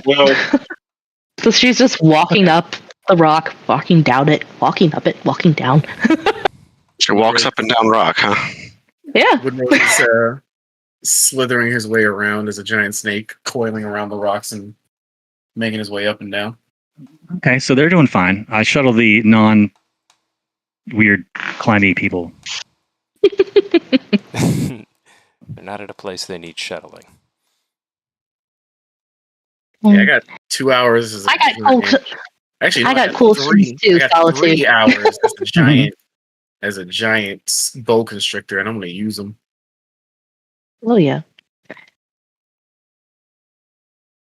Okay. So still extremely sneaky and quiet. I'm also still concentrating on enhanceability for stuff.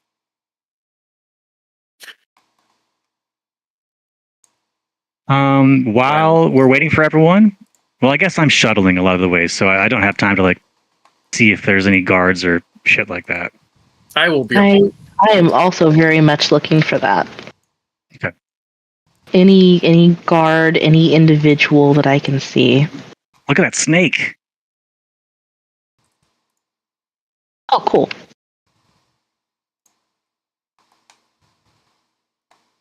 Oh, cool.